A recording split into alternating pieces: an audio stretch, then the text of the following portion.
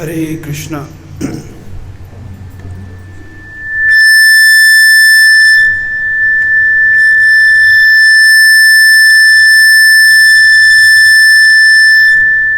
हरे कृष्णा हरे कृष्णा कृष्णा कृष्णा हरे हरे, हरे राम राम राम हरे हरे। हरे कृष्णा कृष्णा कृष्णा हरे हरे, हरे Ram Ram Ram Hare Hare. Volume ठीक है? थोड़ा बढ़ा सकते हैं।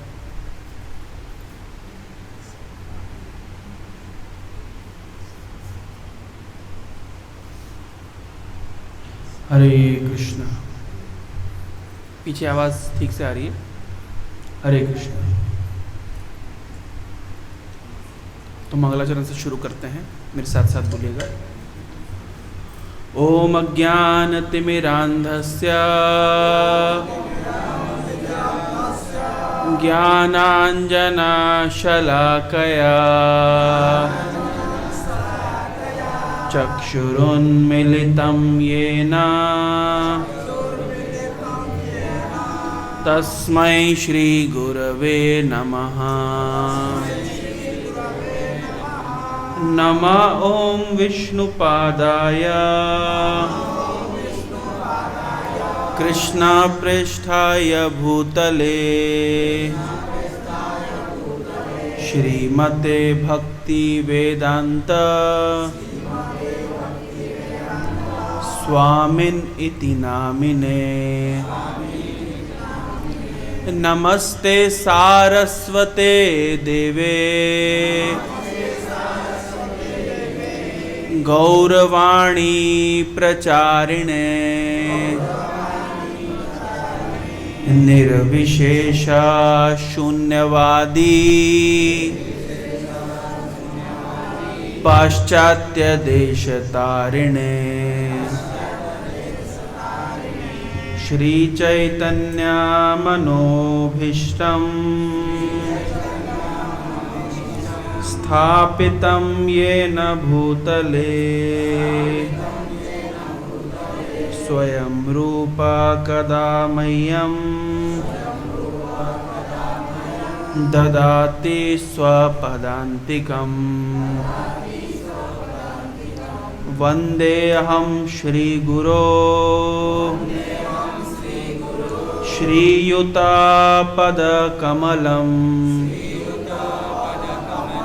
श्रीगुरून् वैष्णवांश्च श्रीरूपं साग्रजातं सहगणा रघुनाथान्वितं तं सजीवं साद्वैतं सावधूतं परिजनसहितं कृष्ण चैतन्य देवं श्री राधा कृष्ण पादान् सहगण ललिता श्री विशाखावितांश्च। हे कृष्ण करुणा सिंधु दीनबंधो जगत्पते गोपेशा गोपिका कांत राधा कांत नमस्तुते। तप्त कांचन गौरांगी राधे वृंदावनेश्वरी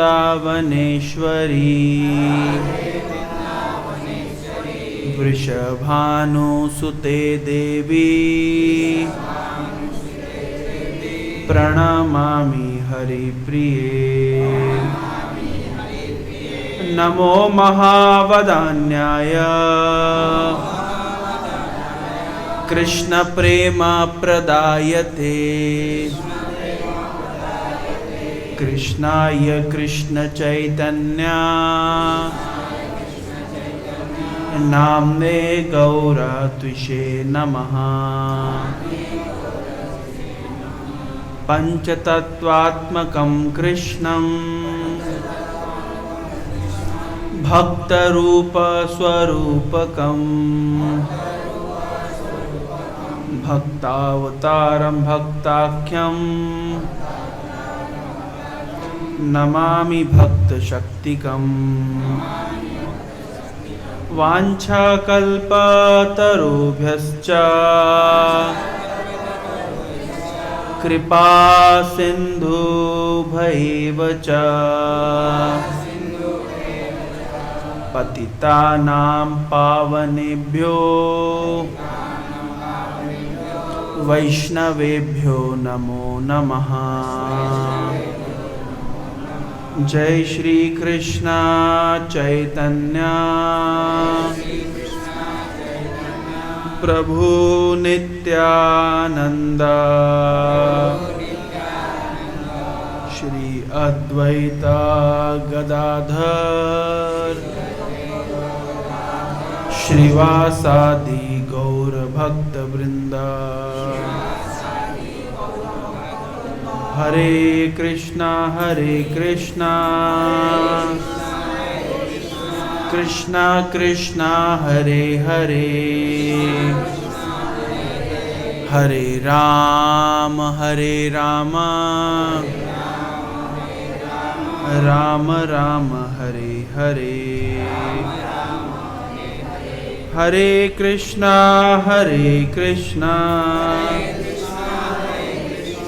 कृष्णा कृष्णा हरे हरे,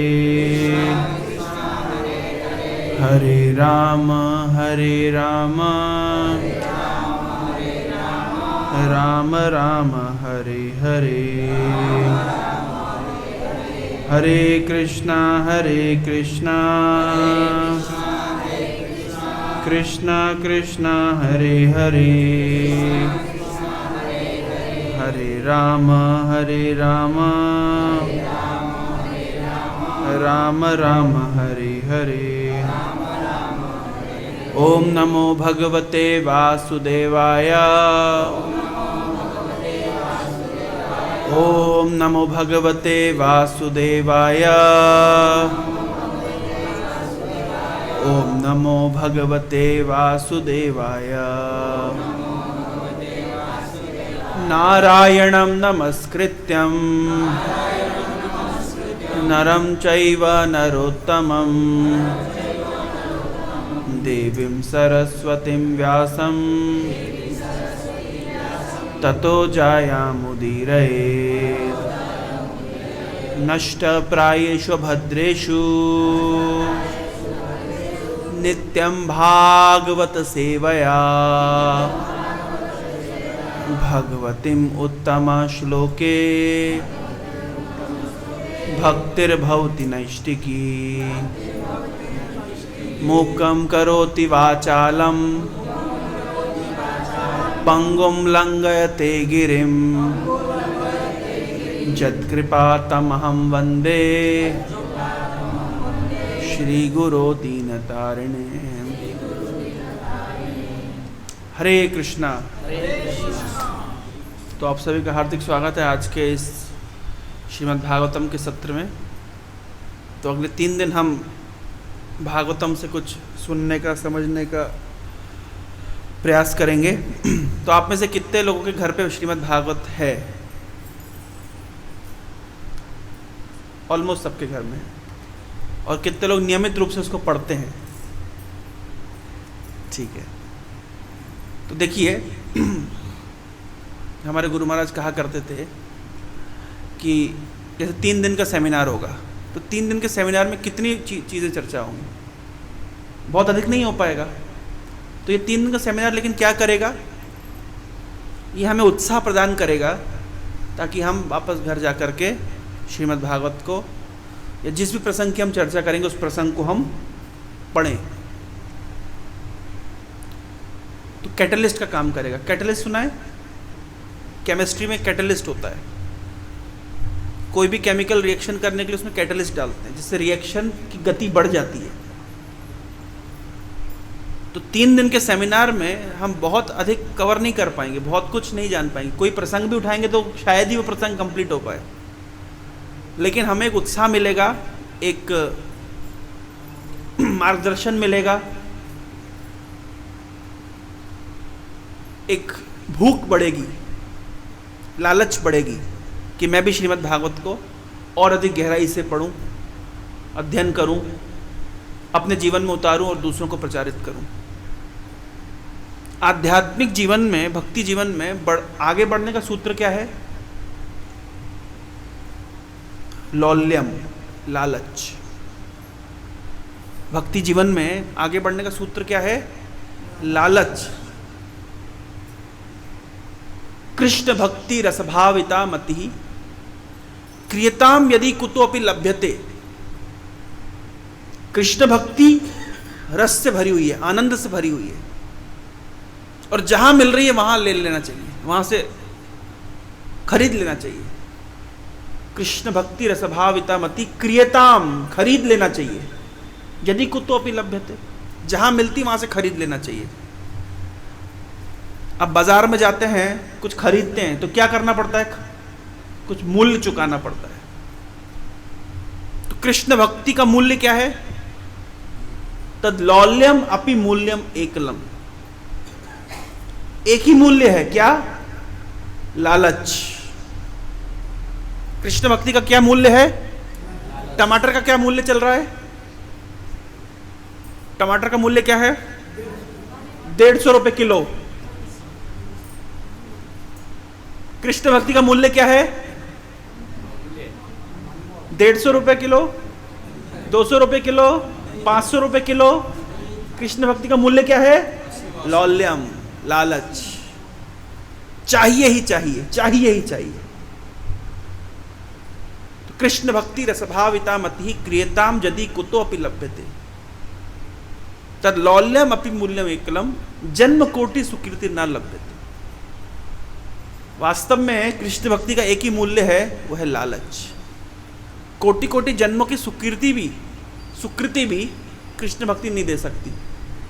बहुत पुण्य कर्म किया किसी व्यक्ति ने, करोड़ों जन्मों तक पुण्य कर्म किया है, लेकिन उसके अंदर कृष्ण भक्ति करने का लोभ नहीं है, लालच नहीं है, तो उसको प्राप्त नहीं होगा। किसको प्राप्त होगा? किसको प्राप्त होगा? जिसके अंदर ये लालच है, लौल्यम। अब ये लालच कैसे बढ़ती है? लालच कैसे बढ़ती है? लालच बढ़ती है लालची लोगों का संग करने से। लालच बढ़ती है लालची लोगों का संग करने से। जैसे कोई व्यक्ति शराबी नहीं है पर वो शराबी बन जाता है, क्यों? जैसा संग वैसा रंग। शराबी व्यक्ति कैसे बनता है? वो शराबियों का संग करता है, पहले मना करता है नहीं पीऊंगा, फिर कहते चलो एक ट्राई कर लेता हूं, और धीरे धीरे उसकी फिर और लोभ बढ़ता चला जाता है, अभ्यास बढ़ता चला जाता है। जैसे शराबियों का संग करने से हम शराबी बन सकते हैं, लालचियों का संग करने से हम लालची बन सकते हैं। तो जो भक्ति के लिए लालची हैं उनका संग करेंगे तो क्या होगा? हमारा लौल्यम बढ़ जाएगा। ये मैं नहीं कह रहा हूं, ये ध्रुव महाराज कह रहे हैं। आइए एक श्लोक आपके साथ चर्चा करते हैं। ये ध्रुव महाराज की स्तुति है, बहुत सुंदर स्तुति है। ध्रुव महाराज ने कितनी स्तुति करी है? ध्रुव महाराज ने केवल 12 स्तुति करी है, ज्यादा बात नहीं बोली, केवल 12 श्लोक बोले। उनमें से एक बहुत प्रसिद्ध श्लोक है, मैं आपके सामने उसको हम लोग दोहराएंगे उसको।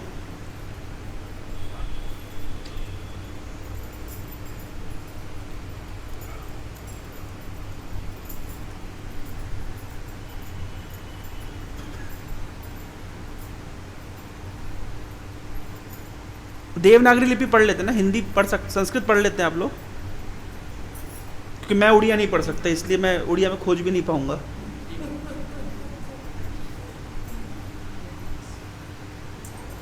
संस्कृत पढ़ पाएंगे ना मेरे साथ साथ?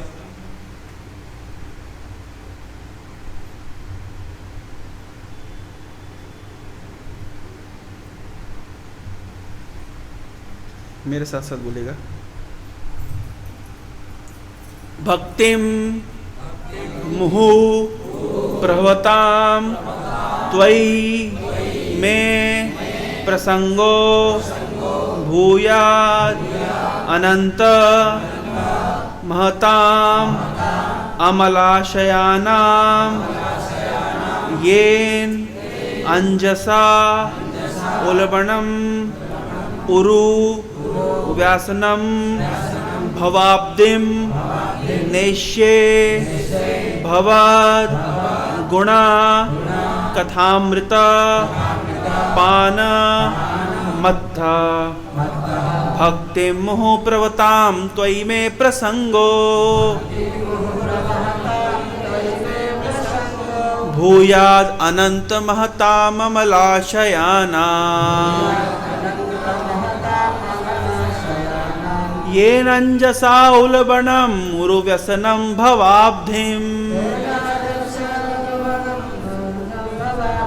नेष्ये भवत गुणकथामृत पान मत्ता।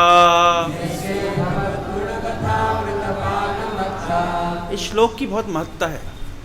आप सब जानते हैं कि ध्रुव महाराज ने तपस्या करी कितने महीने? 6 महीने। और 6 महीने में ऐसी तपस्या करी कि भगवान को बाध्य होकर के ध्रुव के सामने प्रकट होना पड़ा। तो जब भगवान ध्रुव के सामने प्रकट हो गए तो ध्रुव ने सोचा कि भगवान को प्रणाम करना चाहिए, तो ध्रुव ने प्रणाम किया। फिर सोचा कि भगवान की कुछ स्तुति करनी चाहिए, लेकिन ध्रुव तो कभी स्कूल गया नहीं था, कुछ पाठ पढ़ा नहीं था, क्या स्तुति करेगा। लेकिन भगवान ने ध्रुव के हृदय की बात को समझ लिया। क्या बात समझ ली? कि ध्रुव चाहता है कि मेरी स्तुति करे। तो भगवान ये बात समझ गए। तो भगवान ने क्या किया? अपने शंख से ध्रुव को स्पर्श किया, और जैसे ही अपने शंख से ध्रुव को स्पर्श किया, ध्रुव के हृदय में समस्त वेदों का ज्ञान प्रकाशित हो गया। तब ध्रुव ने स्तुतियां करी। ये जो 12 स्तुति हैं ध्रुव की, ये पूरे वैदिक साहित्य का एक सार है। उसमें से सबसे महत्वपूर्ण स्तुति ये है। क्यों महत्वपूर्ण है? क्योंकि इस स्तुति में ध्रुव महाराज भगवान के सामने खड़े होकर के भगवान को कह रहे कि मुझे आपका नहीं, आपके भक्तों का संग चाहिए। सोचिए, आपका नहीं चाहिए। क्यों नहीं चाहिए? क्योंकि आपका तो कोई भरोसा नहीं। आप आए हैं, थोड़ी देर के लिए दर्शन दे रहे हैं, कुछ देर के बाद आप चले जाएंगे, लेकिन तब मेरी भक्ति कैसे बनी रहेगी? तो मुझे क्या चाहिए? मुझे आपके भक्तों का संग चाहिए।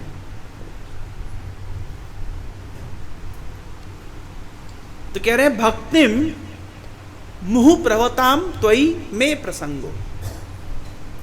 बोल रहे हैं प्रवताम, प्रवाहित होना। सुना है शब्द प्रवाहित होना? कहां लगता है शब्द? हवा प्रवाहित हो रही है और नदी प्रवाहित हो रही है। तो बोल रहे हैं भक्तिम मुहु प्रवताम। बोल रहे हैं जिनके हृदय में भक्ति, मुहु मतलब निरंतर प्रवाहित हो रही है। क्या बोल रहे हैं ध्रुव महाराज? जिनके हृदय में भक्ति निरंतर प्रवाहित हो रही है। मुहु शब्द का अर्थ होता है निरंतर, कंटिन्यूअस। तो जिनके हृदय में भक्ति का प्रवाह कैसा हो रहा है? निरंतर। किसकी भक्ति? ध्रुव कह रहे हैं तो ही आपकी भक्ति। जिनके हृदय में है भगवान, आपकी भक्ति निरंतर प्रवाहित हो रही है। मैं प्रसंगो, मेरी उनसे क्या हो जाए? आसक्ति हो जाए। संग होता है और एक होता है प्रसंग, प्रकृष्ट रूपेण संग। ये सुना है शब्द आप लोगों ने पहले, प्रसंग? कहां सुना है? भागवतम में एक बहुत सुंदर श्लोक है।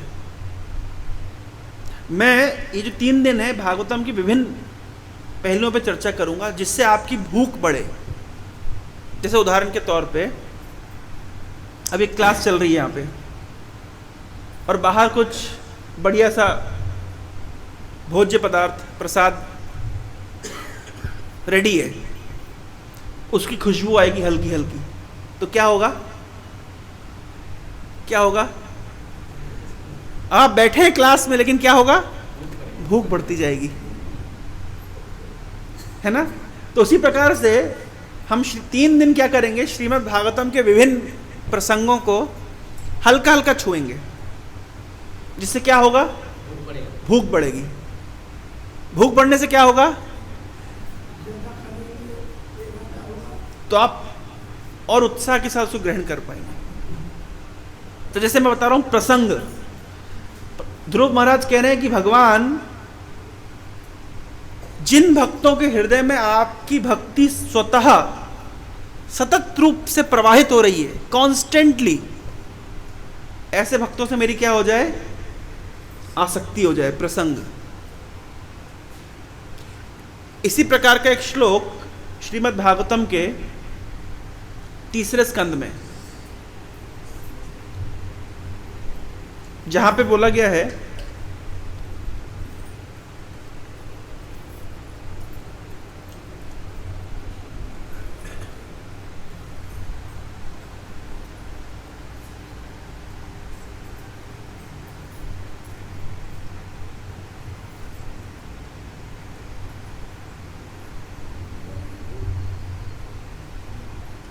देखिए ध्यान से,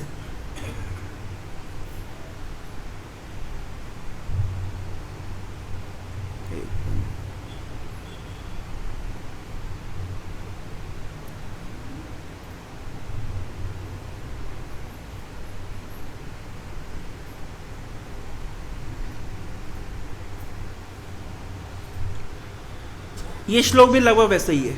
यहां पे प्रसंग शब्द आया है, प्रसंगम अजरम पाशम आत्मनः कवयो विदु सा एव साधु शुक्रतो मोक्ष द्वारम अपावृतम। बोले प्रसंग मतलब आसक्ति। ये जो आसक्ति है, इस संसार के किसी भी व्यक्ति, किसी भी वस्तु और किसी भी परिस्थिति के प्रति वो आसक्ति क्या है? अजरम पाशम। अजर मतलब, अजर मतलब, अजर मतलब, जरा मतलब, जरा मतलब बुढ़ापा, जर्जर हो गया। जरा अवस्था में शरीर क्या हो जाता है? जर्जर हो जाता है, मतलब कमजोर हो जाता है। तो जर मतलब कमजोर, अजर मतलब, अगर जर मतलब कमजोर तो अजर मतलब बलवान। तो बोल रहे हैं ये जो संसार के प्रति आसक्ति है, प्रसंगम अजरम पाशम। पाश सुना है? पाश, यम पाश। पाश मतलब फंदा। कभी आपने देखा है घुसुड़ी को पकड़ते हैं, कैसे पकड़ते हैं? ऐसे रस्सी का पाश बना करके उसको डाल के खींच के पकड़ लेते हैं, पाश। तो बोल रहे हैं संसार के प्रति जो आसक्ति वो कैसी है? पाश के समान है। और कैसा पाश? जर्जर नहीं, अजर, मतलब बहुत ही बलवान पाश के समान है। किसके लिए पाश है? किसके लिए बंधन है? आत्मनो, आत्मा के लिए। इस संसार की आसक्ति आत्मा के लिए बंधन है। कैसे बंधन है? मान लीजिए मैं अगर अपने मकान से आसक्त हूं, तो मृत्यु के पर्यंत, मृत्यु के बाद मुझे फिर इस मकान में जन्म लेना पड़ेगा, छिपकली के रूप में, चूहे के रूप में, कॉकरोच के रूप में, तो हो गया ना बंधन। तो इस संसार की कोई भी वस्तु और कोई भी व्यक्ति से जो हमारी आसक्ति है वो क्या है? वो बलवान फंदे के समान है, पाश के समान है। किसके लिए पाश है, किसके लिए फंदा है? आत्मना, आत्मा के लिए। कौन कहता है ऐसा? साधारण लोग नहीं कहते, कवयो विदु, जो कवि जन है, जो बुद्धिमान जन है, जो ज्ञानी लोग ऐसा बोलते हैं। तो ज्ञानी लोग क्या बोलते हैं कि संसार के किसी भी व्यक्ति या वस्तु के प्रति जो हमारी आसक्ति है वो आत्मा के लिए एक बलवान पाश के समान है। लेकिन यही आसक्ति सा एव साधु सुकृतो, अगर यही आसक्ति भगवान के किसी भक्त के प्रति हो जाए, सेम आसक्ति, जो आसक्ति संसार के प्रति है, संसारिक वस्तुओं के प्रति है, अगर वही आसक्ति अगर साधु के प्रति हो जाए तो क्या होता है? मोक्ष द्वारम अपावृतम, मोक्ष का द्वार खुल जाता है। तो प्रसंग शब्द का अर्थ क्या हुआ? आसक्ति। तो ध्रुव महाराज क्या प्रार्थना कर रहे हैं कि हे भगवान, जिनके हृदय में आपकी भक्ति सतत रूप से प्रवाहित हो रही है, उनसे क्या हो जाए? मेरी आसक्ति, आसक्ति हो जाए। उससे क्या होगा? ऐसे भक्त, कैसे भक्त? तो भगवान ने पूछा कि अच्छा कैसे भक्त, उनके लक्षण बताओ। बोल रहे महताम अमलाशयानाम, जो महान है, जो शुद्ध है, पवित्र है, महताम अमलाशयानाम। अच्छा, इससे क्या होगा? भगवान ने पूछा, मान लो कि ध्रुव ऐसे प्रार्थना क्यों कर रहे हो, इसका क्या लाभ है? बोले अगर मैं ऐसे भक्तों की संगति करूंगा, कपिल मुनि ने क्या बताया था, अभी हमने श्लोक में सुना, अगर आसक्ति हो जाती है साधुओं से तो क्या होता है? मोक्ष के द्वार खुल जाते हैं। यही बात ध्रुव महाराज बोल रहे हैं। अगर मेरी ऐसे भक्तों से आसक्ति हो जाए तो क्या होगा? येन अंजसा उल्बणम उरु व्यसनम भवाब्दिम निश्चय। निश्चय का मतलब है पार कर जाऊंगा। किसको पार कर जाऊंगा? भवाब्दिम, भव सागर को। भव सागर को मैं सरलता से पार कर जाऊंगा। अंजसा, येन अंजसा उल्बणम उरु व्यसनम भवाब्दिम निश्चय। मैं निश्चय मतलब मैं पार कर जाऊंगा। किसको पार कर जाऊंगा? भवाब्धि को पार कर जाऊंगा। कैसे पार कर जाऊंगा? अंजसा, सरलता से पार कर जाऊंगा। जबकि भवाब्धिम कैसी है? उल्बणम, बहुत कठिन है जिसको पार करना। ऐसे भव सागर जिसको पार करना बहुत कठिन है, उसको मैं सरलता से पार कर जाऊंगा। कब? जब मेरी आसक्ति हो जाएगी। किनसे? ऐसे भक्तों से जो महान हैं, जो शुद्ध हैं और जिनके हृदय में आपकी भक्ति का सतत प्रवाह होता है। तो भगवान ने पूछा ऐसा क्यों? मेरे भक्तों की संगति में ऐसा क्या है कि तुम सरलता से पार कर जाओगे भवसागर को, जिसको पार करना उल्बणम उरु व्यसनम बहुत कठिन है? तो ध्रुव महाराज कह रहे हैं भवत कथामृत भवत गुण कथामृत पान मत्ता। क्योंकि ऐसे भक्तों की संगति में क्या होता है? आपके गुणों की कथा रूपी अमृत का पान किया जाता है। और कितना पान किया जाता है? थोड़ा पान किया जाता है? चरणामृत बराबर पान किया जाता है? कितना पान किया जाता है? कितना पिया जाता है? इतना पिया जाता है कि मत्ता चढ़ जाती है। कितना पिया जाता है कि मत्ता पागल हो जाता है, सिर चढ़ के बोलती है। इतना पान किया जाता है। कितनी देखिए प्रार्थना कर रहे हैं ध्रुव महाराज, 5 साल के बालक है, लेकिन क्या सुंदर प्रार्थना कर रहे हैं कि भगवान जिनके हृदय में आपकी भक्ति का स्वतः प्रवाह होता है, ऐसे भक्त जो महान हैं, जो शुद्ध हैं, आप मुझे उनकी संगति प्रदान करिए, क्योंकि उनकी संगति में आपकी कथा रूपी अमृत का पान किया जाता है, जिससे इस भव सागर को, जिसको पार करना कठिन है लेकिन भक्त सरलता से पार कर देते हैं। मत्तः, आगे इसके ही आगे श्लोक में बोल रहे हैं कि जब व्यक्ति मत्ता होता है, जैसे किसी को शराब का नशा हो गया, तब क्या होता है, उसे कोई सुध-बुध नहीं रहती, कहां बैठा है कहां पड़ा है कुछ पता नहीं चलता। उसी प्रकार से जिन भक्तों ने आपकी कथा रूपी अमृत का पान किया है, उन्हें कुछ याद नहीं रहता। मैं अगला श्लोक आपको बताता हूं।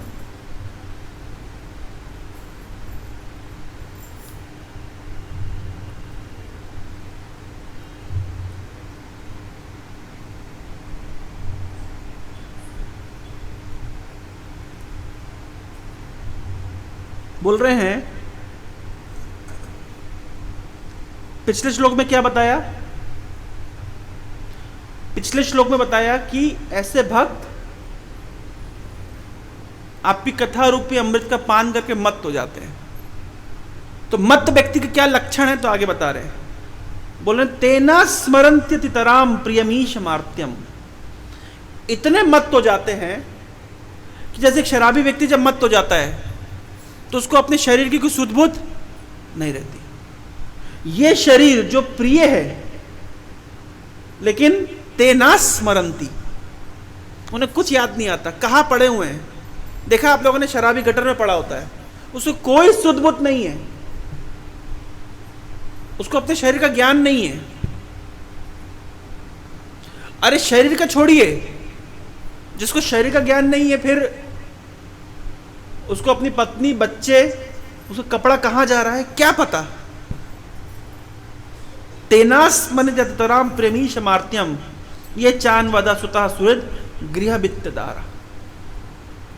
उसे नहीं पता कि उसके बच्चे कहाँ हैं, उसके मित्र कहाँ हैं, उसका घर कहाँ पर है, उसका धन कहाँ पड़ा हुआ है, उसकी पत्नी है, उसको कोई फर्क नहीं पड़ता, पता ही नहीं चलता। क्यों पता नहीं चल रहा? जैसे शराबी व्यक्ति को पता नहीं चलता। क्यों पता नहीं चलता? शराब के नशे में। उसी प्रकार से भक्तों को पता नहीं चलता। क्यों पता नहीं चलता? आप एक कथा रूपी अमृत को पान करके मत्तः। इस प्रकार की प्रार्थना ध्रुव महाराज कर रहे हैं। तो जब हम भगवान की कथाओं को सुनते हैं, श्रीमद् भागवतम को थोड़ा थोड़ा पढ़ते हैं, हमारी भूख बढ़ती है। ये 3 दिन का जो सेमिनार है, ये किसके लिए है? ये भूख बढ़ाने के लिए। आचार्यगण लिखते हैं कि जैसे कोई शराबी है, शराबी व्यक्ति का कपड़ा कब उतर गया उसको पता नहीं चलता। देखा कभी कभी आपने शराबी लोग इतना नशे में होते हैं कि वो गिरे पड़े, उनका कपड़ा कहाँ उतरा पड़ा है, वो कहाँ पड़े हैं, उनको पता नहीं चलता। तो बताते हैं कि जिस प्रकार से एक शराबी व्यक्ति को पता नहीं चलता उसका कपड़ा कहाँ उतर गया, उसी प्रकार से भगवान के भक्तों को कब पता नहीं चलता है कि उनका कब ये शरीर छूट गया और उनको दिव्य शरीर प्राप्त हो गया और वैकुंठ चले गए। उन्हें पता नहीं चलता।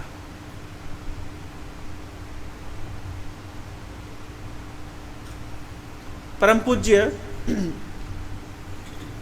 सच्चिदानंद स्वामी महाराज प्रभुपाद जी के एक शिष्य हैं।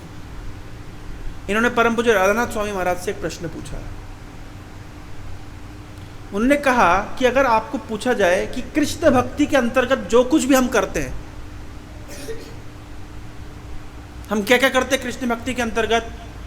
हम नाम जप करते हैं, हम कथा श्रवण करते हैं, हम प्रसाद लेते हैं, हम नाम संकीर्तन पे जाते हैं, हम पुस्तक वितरण करते हैं, पुस्तकों का अध्ययन करते हैं, वैष्णवों की सेवा करते हैं, बहुत विभिन्न प्रकार के हम कार्यकलाप करते हैं।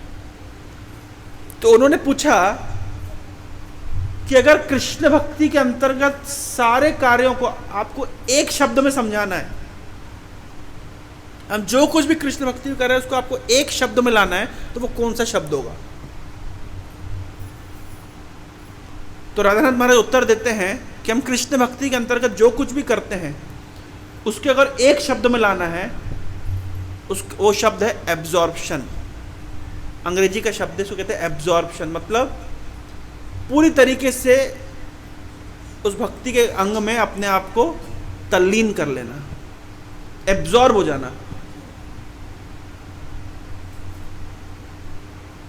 तो हम जब ये श्रीमद् भागवतम का अध्ययन करेंगे, कथा श्रवण करेंगे, नाम जप करेंगे, हम चाहते हैं हर उस अंग में हमारा क्या बढ़े? एब्जॉर्प्शन बढ़े, उसमें हमारी तल्लीनता बढ़े।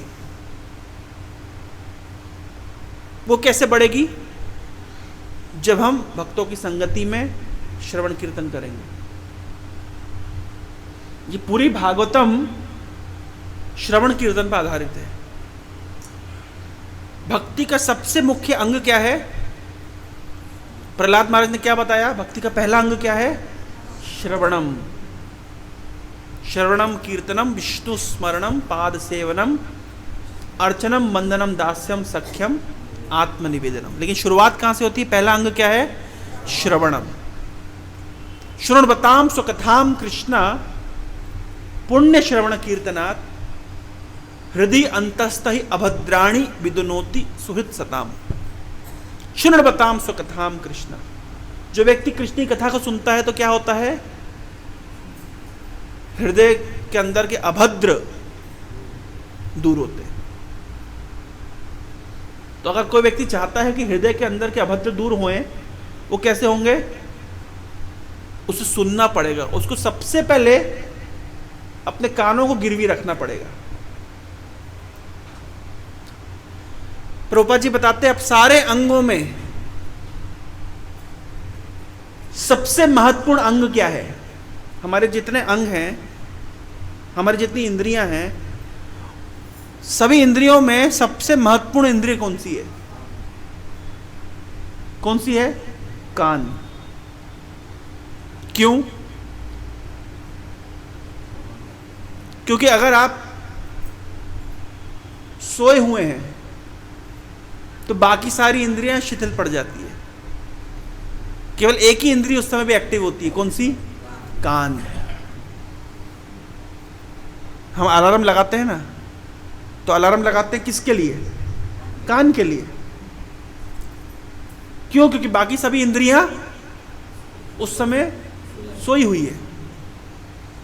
तो अलार्म सुनते हैं तो हम जाग जाते हैं। उसी प्रकार से जीवात्मा आध्यात्मिक सत्यता को भूल करके एक तरह से सोया हुआ है। उसको जगाने का काम क्या करता है? जब कानों से भगवान की कथा वो श्रवण करता है। तो इसलिए भक्ति के सभी अंगों में सबसे महत्वपूर्ण अंग क्या है? कान। परीक्षित महाराज को जब श्राप मिला कि 7 दिन के पश्चात आपकी मृत्यु होगी, उन्होंने शुभदेव गोस्वामी से सबसे पहला प्रश्न यही पूछा कि एक मरणासन व्यक्ति जो जिसकी मृत्यु होने वाली है उसको क्या सुनना चाहिए? उसके लिए सुनने के लिए सबसे महत्वपूर्ण क्या है?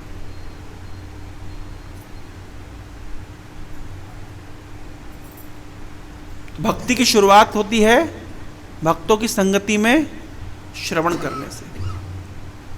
अच्छा, आप बोलेंगे कि हम तो बहुत बार सुने हैं भागवतम, तो हम सुनते रहते हैं, तो बारंबार सुनने का अर्थ क्यों? बारंबार सुनना जरूरी क्यों है? जैसे हम बोल सकते हैं कि मैं तो एक बार स्नान कर लिया, तो हर दिन स्नान करना जरूरी क्यों है?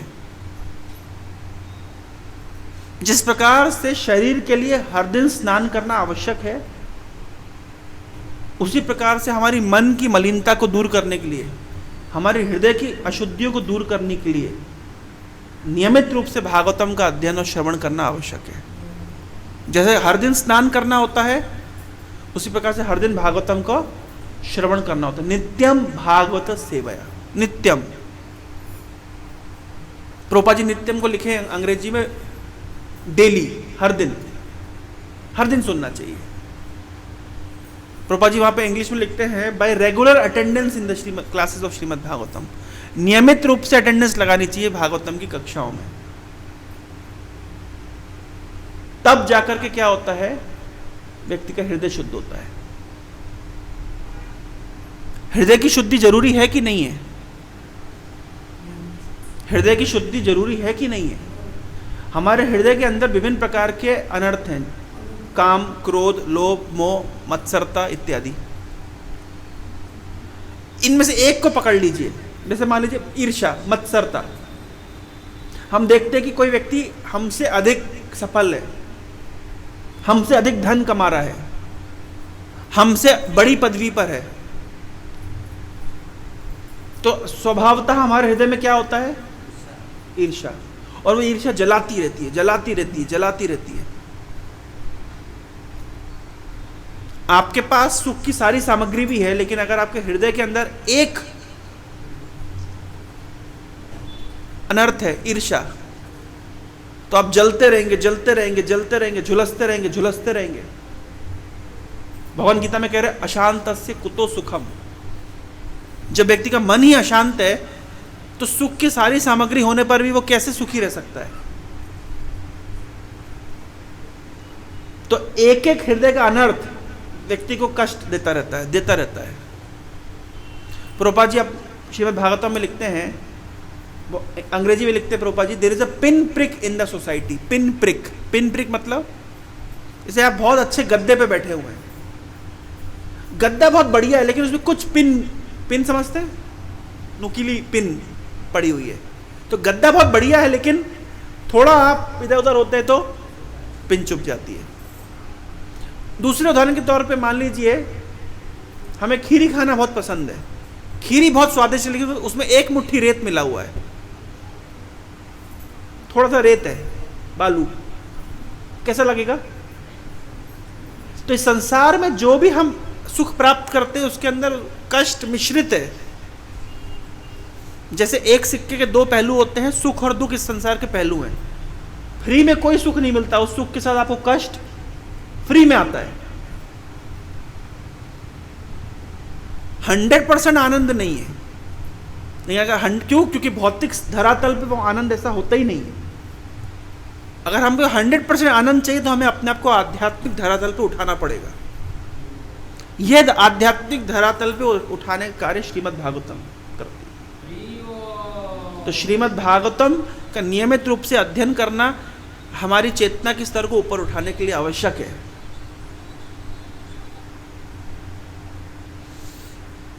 और जब हम भक्तों के संग में श्रीमद् भागवतम का अध्ययन करते हैं या पठन करते हैं तो हमारी भूख बढ़ती है और लोभ बढ़ता है, इच्छा होती है और हम जाने। श्रीमद् भागवतम का प्राकट्य के विषय में आप सब कुछ जानते हैं, वो कथाएं आपने हजारों बार सुनी हैं,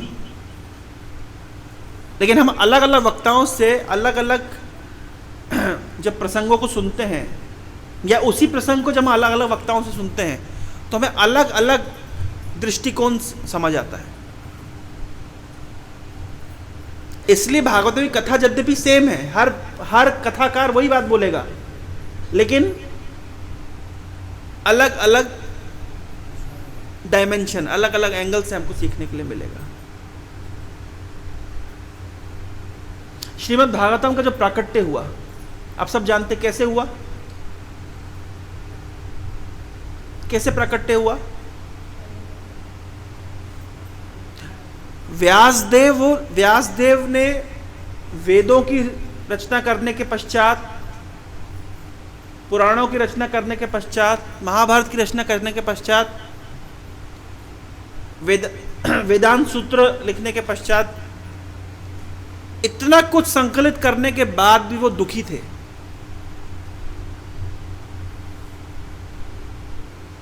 तो जिस व्यासदेव ने इतने ग्रंथों का संकलन किया वो लिखने वाला दुखी है, तो पढ़ने वाले की क्या हालत होगी? जिसने इतने ग्रंथ लिखे वो दुखी है, तो जो उसको पढ़ेगा तो उसकी हालत क्या होगी? तो व्यासदेव अपने आश्रम में बैठे हुए थे, सरस्वती नदी के तट पर, बद्रिका आश्रम के पास में। और दुखी थे, तो वहां पे नारद मुनि का प्राकट्य होता है। और नारद मुनि बताते हैं कि व्यासदेव, आपने तो इतना कुछ लिखा है, इतने महान ग्रंथों का आपने संकलन किया है, फिर आप दुखी क्यों हैं? तो व्यासदेव नारद मुनि के कौन है? शिष्य हैं। तो व्यासदेव खुद ही बोलते हैं कि यद्यपि मैंने इतने सारे ग्रंथों का संकलन किया, इतने सारे वैदिक वाङ्मय को मैंने, वैदिक शास्त्र पहले कैसे थे?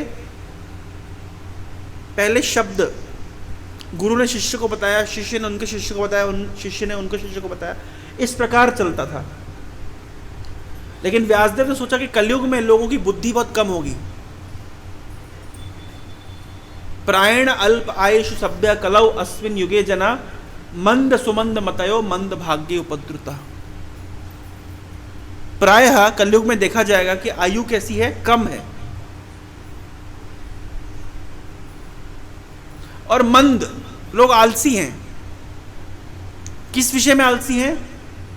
आध्यात्मिक वस्तुओं के लिए आलसी हैं। आप उनको पार्टी में बुलाइए, वो दौड़ के जाएंगे। जिनको भागवत कथा में बुलाइए, बहुत मेहनत करनी पड़ेगी। मंद। फिर सुमंद मतयो, चले किसी तरीके से भागवत कथा में आ भी गए, अब पूछा जाए कल की क्लास में क्या बताया था, तो आज भूल जाएंगे। ऐसा होता है ना। तो सुमंद मतयो। और मंद भाग्य। मंद भाग्य का अर्थ है कि भगवान ने इतनी अच्छी व्यवस्था कर दी है, आज इस्कॉन का केंद्र पूरे विश्व में है, गांव गांव में, शहर शहर में है, भागवतों का प्रचार हो रहा है, गीता का प्रचार हो रहा है, भक्त लोग जा जाके घर घर में पुस्तक वितरण कर रहे हैं, लेकिन कितना मंद भाग्य है कि व्यक्ति उसको स्वीकार नहीं करता। कोई हो सकता है कि जिसके आध्यात्मिक प्रति रुचि है, लेकिन भाग्य इतना मंद है कि फिर वो किसी उटपटांग संस्था में जाके जुड़ जाता है, जहां गुरुजी कहते मैं ही भगवान हूं, तुम भगवान हो, मैं भगवान हूं, हम सब भगवान हैं। और शिष्य भी मान लेता, हाँ गुरुजी तो बहुत अच्छी बात कह रहे हैं। मंद भाग्य। और उपद्रुत, चाहता है कि मैं अध्यात्म से जुड़ूं, भक्ति से जुड़ूं, कुछ गीता भागवत पढ़ूं, लेकिन मन इतना अशांत है, उपद्रुत। ऑफिस में बॉस डांटता है, घर में बीवी डांटती है, क्या करेगा व्यक्ति? उपद्रुता, मन डिस्टर्ब रहता है। तो अध्यात्मिक ज्ञान लेना भी चाहता तो ले नहीं पाता है। तो कलयुग के लक्षणों को समझते हुए व्यासदेव ने सोचा कि कलयुग के लोग भागवतम को या अन्य शास्त्रों को याद नहीं रख पाएंगे। तो उन्होंने क्या किया, जो शास्त्र पहले मौखिक रूप से प्रचलन में थे, उसको उन्होंने लिख दिया। क्योंकि उन्होंने वेद को लिख दिया और विभाजन कर दिया, इसलिए उनका नाम पड़ गया वेद व्यास। वेद मतलब आध्यात्मिक ज्ञान। वेद मतलब, वेद का अर्थ ही होता है ज्ञान। विद धातु, संस्कृत में विद धातु का अर्थ क्या होता है? विदुषी, विद्यार्थी, विद्यालय, विद्वान, वेद। विद धातु का अर्थ होता है ज्ञान। तो जो ज्ञान पहले मौखिक रूप से आता था, उस ज्ञान को क्या किया व्यासदेव ने? विभाजित कर दिया और लिख दिया, अलग अलग सेक्शन बना दिए। तो उनका नाम पड़ गया वेदव्यास। लेकिन वेदों का संकलन करने के पश्चात उन्होंने सोचा कि चलिए वेदों को समझेगा कैसे कोई, हर व्यक्ति तो नहीं समझ पाए, तो उन्होंने वेदों का पूरक, पुराणों की सृष्टि करी। उन्होंने इतिहास के रूप में महाभारत प्रस्तुत किया। उन्होंने वेदों को वेदांत सूत्र के रूप में प्रस्तुत किया। लेकिन इतना कुछ करने के बाद भी वो अशांति का अनुभव कर रहे थे। तो व्यासदेव ने कहा नारद मुनि से कि मुझे लगता है, व्यासदेव खुद कह रहे हैं कि मुझे लगता है कि क्योंकि मैंने भगवान के गुणों का वर्णन नहीं किया, ये भूल किया, अन्य अन्य पुराणों में थोड़ा बहुत कहीं कहीं वर्णन किया है, लेकिन बहुत जितना जरूरी है उतना नहीं किया है, जितना करना चाहिए। थोड़ा बहुत कहीं कहीं पे जस्ट टच किया है। तो शायद क्योंकि मैंने भगवान की लीलाओं का संकलन नहीं किया है, इसलिए मेरे हृदय में आनंद नहीं है। खुद ही व्यासदेव स्वीकार कर रहे हैं। और तब नारद मुनि की प्रेरणा से व्यासदेव श्रीमद् भागवतम का रचना करते हैं। अभी कथा श्रवण करना, जप करना जरूरी है। अच्छा, कितना जरूरी है, कितनी मात्रा होनी चाहिए? जब बोलते कि भगवान के बाद एक बार नाम करने से सभी पापों का क्षय हो जाता है, तो फिर हर दिन 16 माला मिनिमम करना जरूरी क्यों है? जीवन भर करो। जैसे मान लीजिए चावल की क्वालिटी बहुत अच्छी, बासमती राइस है, लेकिन आपको इतना मुट्ठी भर भी नहीं देंगे, इतना सा देंगे, पेट भरेगा नहीं। तो क्वालिटी के साथ साथ क्या चाहिए? क्वांटिटी भी चाहिए। तो हाँ, नाम जप करने से पापों का क्षय होता है, लेकिन हमारे हृदय के आनंद के लिए तो हमें खूब सारा नाम चाहिए। कितना? कम से कम 16 माला अच्छे से हर दिन। एकादशी के दिन और अधिक हो सके तो बहुत बढ़िया, पुरुषोत्तम मास में अधिक हो सके तो और अच्छा, कार्तिक में और अधिक हो सके तो अच्छा, क्योंकि हमारी रिक्वायरमेंट ज़्यादा है, हमारी भूख ज़्यादा है, थोड़े से काम नहीं चलेगा। तो व्यासदेव ने नारद मुनि के प्रेरणा के पश्चात श्रीमद् भागवतम का संकलन किया। अब जब भागवतम को लिख दिया, तो अब भागवतम का प्रचार कैसे हो? कोई भी ग्रंथकार जब ग्रंथ लिख देता है तो नेक्स्ट उसके मन में क्या आता है? भाई इसका प्रचार होना चाहिए ना। भक्ति विनोद ठाकुर ने बहुत सारे ग्रंथों को लिखा, फिर उनके मन में क्या जिज्ञासा आई, क्या मन में विचार आया कि भाई इसका प्रचार कौन करेगा? तब उन्होंने जगन्नाथ जी से प्रार्थना करी कि आप मुझे ऐसी संतान प्रदान करिए जो मैंने ग्रंथों को लिखा है, जो मेरे पास इतना महान संपदा है चैतन्य महाप्रभु की, उस संपदा को वितरण करने के लिए आप किसी को भेजिए। तब जगन्नाथ जी ने प्रसन्न होकर के भक्तिविनोद ठाकुर को एक संतान दी। उनका नाम क्या पड़ा? बिमला प्रसाद, जो आगे चल के कौन बने? श्रील भक्ति सिद्धांत गोस्वामी ठाकुर। उसी प्रकार से व्यासदेव ने प्रार्थना करी भगवान से कि भगवान अब मैंने लिख दिया तो भाई इसको प्रचारित कैसे करूं? तो भगवान ने प्रसन्न होकर के व्यासदेव को एक संतान दी, जिसका नाम क्या था? शुकदेव गोस्वामी। लेकिन शुकदेव गोस्वामी मां के गर्भ में थे, 12 साल बीत गए, बाहर निकलने का नाम नहीं ले रहे। तो व्यासदेव कहते हैं, बेटा बाहर आओ, जिस काम के लिए तुम आए हो संसार में वो काम तो पूरा करो। बोले नहीं नहीं, बाहर नहीं आऊंगा। बोले क्यों नहीं आओगे? बोले बाहर आऊंगा तो माया पकड़ लेगी। बोले माया नहीं पकड़ेगी बेटा, चिंता मत करो, आ जाओ। बोले आप कैसे, आप कौन होते बोलने वाले? माया क्या आपके अधीन है? आपके इशारों में माया चलती है? अरे जिसके इशारों पर चलती है उसको लेके आइए, वो अगर अप्रूवल लगाएंगे तो मैं बाहर आऊंगा। तब व्यासदेव गए दौड़ते हुए भगवान कृष्ण को, आप आइए, थोड़ा उसको आश्वासन दीजिए, बाहर नहीं आ रहा है वो। तो भगवान ने आश्वासन दिया आकर के कि चिंता मत करो, तुम्हें माया नहीं पकड़ेगी। तब शुकदेव गोस्वामी संसार में आते हैं। लेकिन फिर भी आने के बाद में उनके मन में संदेह नहीं है, लेकिन बोले फिर भी घर में माता पिता का ज्यादा प्यार मिलेगा। एक्चुअली घर में भक्ति होना बहुत मुश्किल है, मानते इस बात को? इसका प्रत्यक्ष प्रमाण है भगवान शिव। भगवान शिव और माता पार्वती, माता दुर्गा कितनों को घर दे देती है। धनम देही, जन्म देही, रूपति भार्याम देही, प्रॉपर्टी देही, प्लॉट देही, फ्लैट देही, जो मांगते उसको देते हैं। अच्छा, खुद के लिए क्यों नहीं बनाते?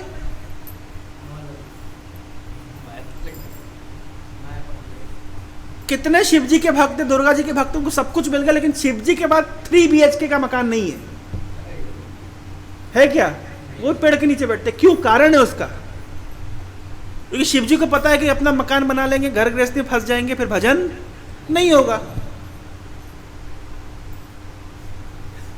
इसलिए शिव जी ने अपना मकान नहीं बनाया, जब कितनों को मकान दे दिया। शिव जी ने अपने लिए मकान बनवाया था, बड़ा सुंदर मकान बनाया गया था। तो मकान बनाने के बाद में क्या होता है, गृह प्रवेश होता है। तो ब्राह्मणों को बुलाया गया, खूब ब्राह्मण आए, खूब गृह प्रवेश हुआ, सबको दिल खोल के दान दिया। और आखिरी में एक ब्राह्मण आया था, क्या नाम था उसका, रावण। बोल तो तुमको क्या चाहिए दक्षिणा में? बोले घर ही दे दीजिए।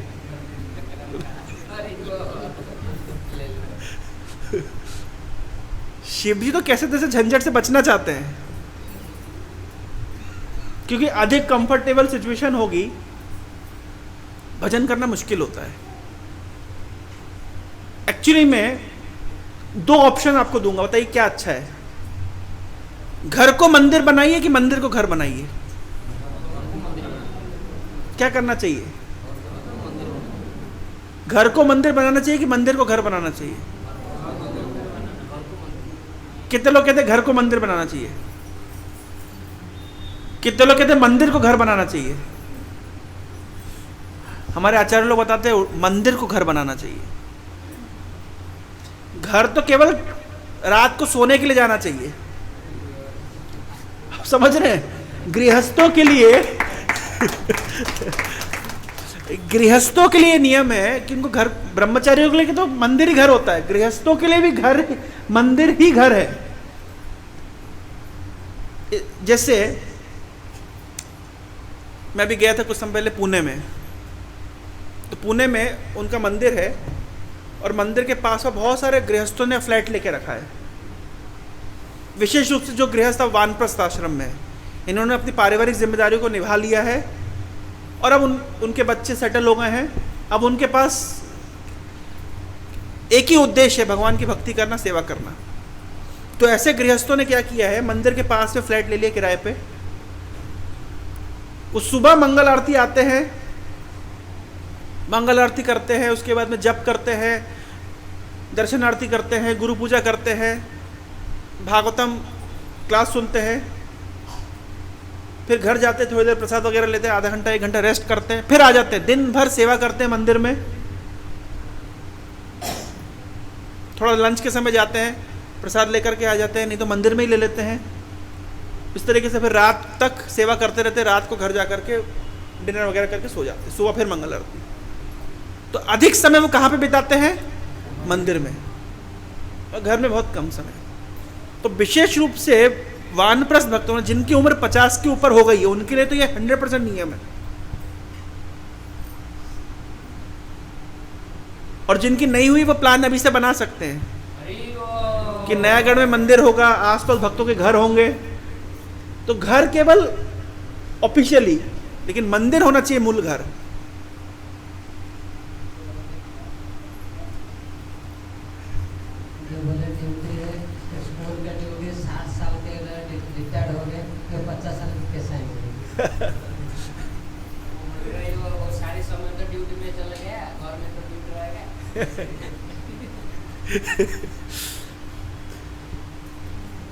यही तो प्रभुपाद जी सिखा रहे हैं, धीरे धीरे बैलेंस करना चाहिए। धीरे धीरे धीरे धीरे पारिवारिक सामाजिक जिम्मेदारियों से छूट करके, अच्छा जिम्मेदारी से छूटते नहीं है, आप भक्ति की जिम्मेदारी लेते चले जाइए, आप प्रचार की जिम्मेदारी लेते चले जाइए। जैसे जैसे आपकी वहां जिम्मेदारी बढ़ती रहेगी, वहां अपने आप ही घटती चली जाएगी, कोई घटाना नहीं है, केवल उस दिशा में अपनी जिम्मेदारियों को बढ़ाते जाना है। जैसे मैं अभी अनुभव करता हूं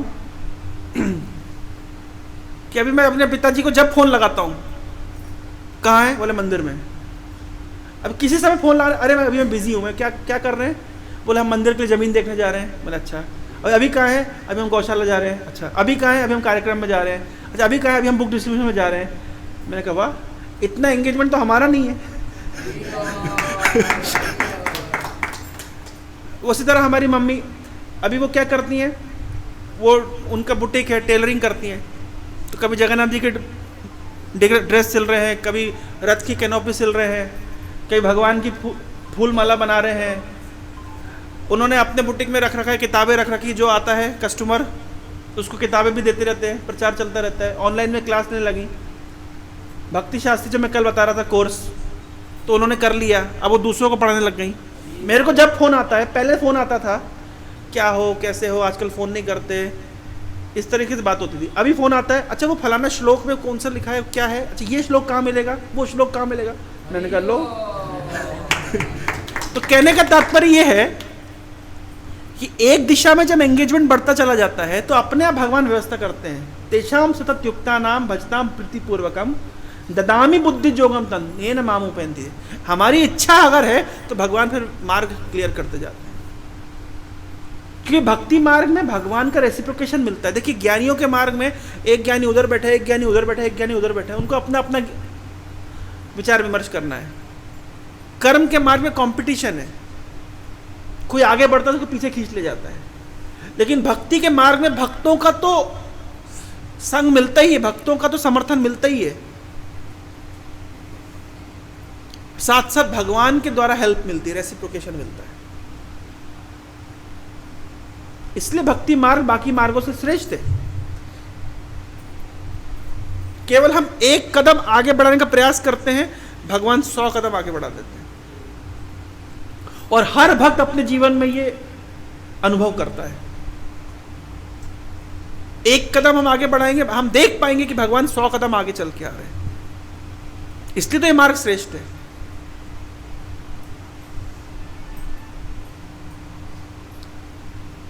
तो इस प्रसंग में आते हैं कि सुखदेव गोस्वामी, यद्यपि भगवान कृष्ण ने आश्वासन दिया, लेकिन उनको पता था मैं घर में रहूंगा तो कंफर्ट जोन में फंस जाऊंगा, वो तुरंत निकल गए। तो उनके पिताजी व्यासदेव पीछे पीछे जा रहे हैं, अरे बेटा कहां जा रहे हो, रुको रुको। तो सुखदेव गोस्वामी जाते जा रहे थे। तो सुखदेव गोस्वामी की उम्र कितनी थी?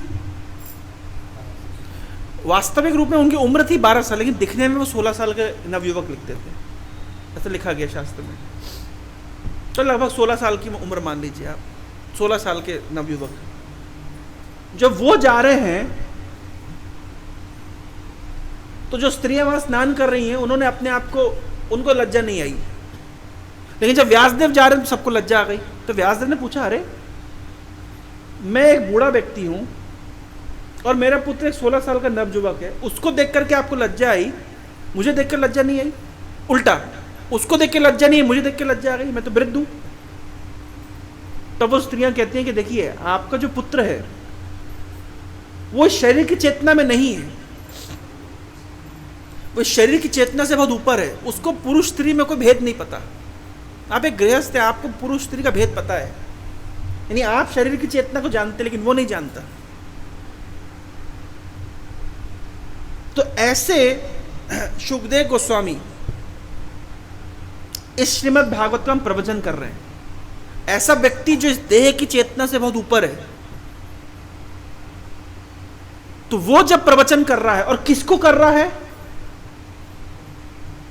परीक्षित को कर रहा है, जिस व्यक्ति की मृत्यु होने वाली 7 दिन के पश्चात। जब 7 दिन के बाद किसी की मृत्यु होने वाली है तो व्यक्ति, एक बार की बात है कि सभी मंत्रियों को लगता था कि जनक महाराज तो बहुत राजभाट में रहते हैं, बहुत आनंद से रहते हैं, बड़े सुख से रहते हैं।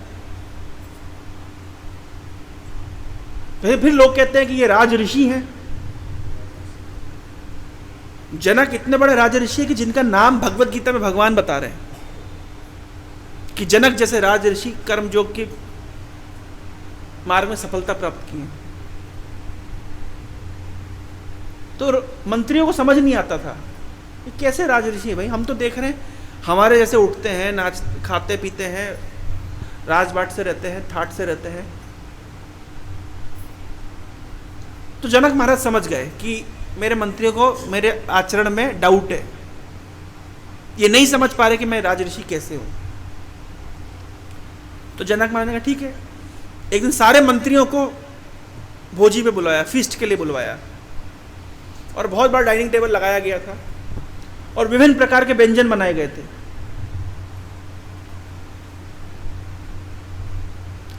और और हर कुर्सी के ऊपर जिसमें बैठ करके भोजन करना था उसके ऊपर से एक पतले से धागे से तलवार लटकी हुई थी। अब सभी मंत्रियों को बिठाया गया, आप भोजन करिए। अब भोजन क्या करे, उनको तो डर लगे जाए कि कब तलवार गिरेगी। जब भोजन कर लिया सबने, तब जनक महाराज ने मजा आया, आनंद आया? बोले महाराज काय का आनंद,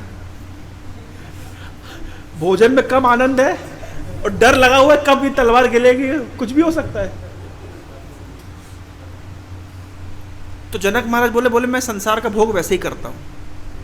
आपको जो मैं लगता हूं कि मैं संसारिक व्यक्ति हूं, एक राजघाट में रहता हूं, मैं हमेशा जानता हूं कि मृत्यु की तलवार, काल की तलवार कभी भी गिर सकती है। तो मैं दिखने में तो लगता है कि मैं राज शासन कर रहा हूं, सब कुछ आपके जैसे ही मेरा आचरण है, लेकिन मेरी चेतना कहाँ लगी हुई है कि कभी भी मृत्यु आ सकती है, इसलिए मैं मृत्यु की तैयारी करता रहता हूं। तो समझ लीजिए उसी प्रकार परीक्षित महाराज, जिनकी 7 दिन के बाद मृत्यु होने वाली है, उन्हें पता है, जिसकी 7 दिन के बाद मृत्यु होने वाली है, वो थोड़ी ना जाकर के मूवी देखने जाएगा, कि थिएटर में जाएगा, कि पब में जाएगा, कि बार में जाएगा, कि भाई जैसे नहीं लोग कहते हैं ना कि अरे 4 दिन की जिंदगी है, मजे करो। उनको अगर पता चल जाए कि हाँ सच में 4 दिन की जिंदगी, 4 दिन के बाद में तुमको मार दिया जाएगा, फिर मजे कर भैया, फिर करो मजा। इसका प्रमाण है कलिंग का युद्ध हुआ था, किसके बीच में? तो अशोक का एक भाई हुआ करता था, उसका नाम था तिज्जा। तो अशोक जब शासन करता था तो तिज्जा तो भाई था, छोटा भाई था, खूब मजे करता था, उसको कोई शासन की जिम्मेदारी नहीं थी, लेकिन इतना धन संपदा ऐश्वर्य, तो खूब मजे से रहता था। तो एक दिन बौद्ध भिक्षु आए, जो गौतम बुद्ध के जो अनुयायी हैं, बौद्ध भिक्षु। तो तिज्जा उनका उपहास करने लगा, बोले ये देखो हमेशा मुंह सुखा के बैठे रहते हैं, दुखी रहे दिखते हैं, इनके जीवन में कोई आनंद नहीं है, हम कितना आनंद कर रहे हैं। वो हाथ में शराब का प्याला पकड़ के हम कितना आनंद कर रहे हैं, देखो ये लोग तो दुखी हैं। इस प्रकार से वो बौद्ध भिक्षुओं का उपहास कर रहा था। तो अशोक को ये बात अच्छी नहीं लगी, ये कैसे बौद्ध भिक्षुओं का उपहास कर सकते हैं। ठीक है, तुम उस मार्ग पे नहीं हो, तुम धन संपदा है तुम्हारे पास, लेकिन कम से कम साधुओं का तिरस्कार तो मत करो। तो अशोक ने सोचा कि इसको शिक्षा देनी चाहिए। तो एक दिन अशोक ने अपने मंत्री को बुलाया और मंत्री को बताया कि इसको खूब मजे कराओ, खूब और धीरे से शराब ज़्यादा पिला दो, और शराब पिला करके इसको खूब उठाओ, ऊंचा उठाओ, तुम बहुत महान हो, तुम बड़े हो, इतना ऊंचा बैठाओ उठाओ कि ये मेरे सिंहासन पे जाके बैठ जाए। ठीक है, ये अशोक का प्लान था। तो अशोक मंत्री ने गया, मंत्री जब खूब शराब पिलाई तिज्जा को, तिज्जा तुम बहुत महान हो, एक्चुअली ये राजा तो तुमको ही बनना था, अशोक तो योग्य नहीं था राजा बनने के, जरा देखो देखो सिंहासन बैठ के तो कैसा लगता है, जरा देखो। तो अब तो नशे में था और मंत्री बोल रहा था, जा करके तिज्जा अशोक के सिंहासन पे जाके बैठ गया। और जैसे ही बैठ गया तो प्लान था, तो अशोक पीछे से आ गया। अशोक बोले अच्छा नालायक, तेरे मन में यही चल रहा था ना, तू राजा बनना चाहता है ना, तू मेरी कुर्सी हथियाना चाहता है ना, ठीक है 1 सप्ताह के लिए तू राजा बनेगा, तू राजा रहेगा 1 सप्ताह के लिए, लेकिन 1 सप्ताह के बाद तुझे मृत्यु दंड दिया जाएगा। 1 सप्ताह तक तू राज शासन भोग कर। अब तिज्जा बेचारा जबरदस्ती सिंहासन में बैठा हुआ, उसके सामने अप्सराएं नृत्य कर रही हैं, शराब पिला रहे हैं, व्यंजन ला रहे हैं, लेकिन तिज्जा का कोई रिएक्शन नहीं, शुद्ध बुद्ध बैठा हुआ है। क्यों? 7 दिन के बाद, अभी कितना भी भोग कर लो, 7 दिन के बाद तो मरना ही है। क्या भोगेगा व्यक्ति? जब 7वां दिन आ गया, अशोक ने पूछा, तिज्जा 7 दिन में जो तुमने राज शासन किया, भोग किया, मजा आया, आनंद आया? कोई आनंद नहीं। तो बोले तिज्जा देखो, वो जो बहुत भिक्षु आए थे तुम्हें लगता है कि वो जीवन में सांसारिक भोग नहीं कर रहे, क्योंकि जानते हैं कि सांसारिक भोग अनित्य है। एक दिन मृत्यु आएगी, सांसारिक भोग छोड़ना पड़ेगा।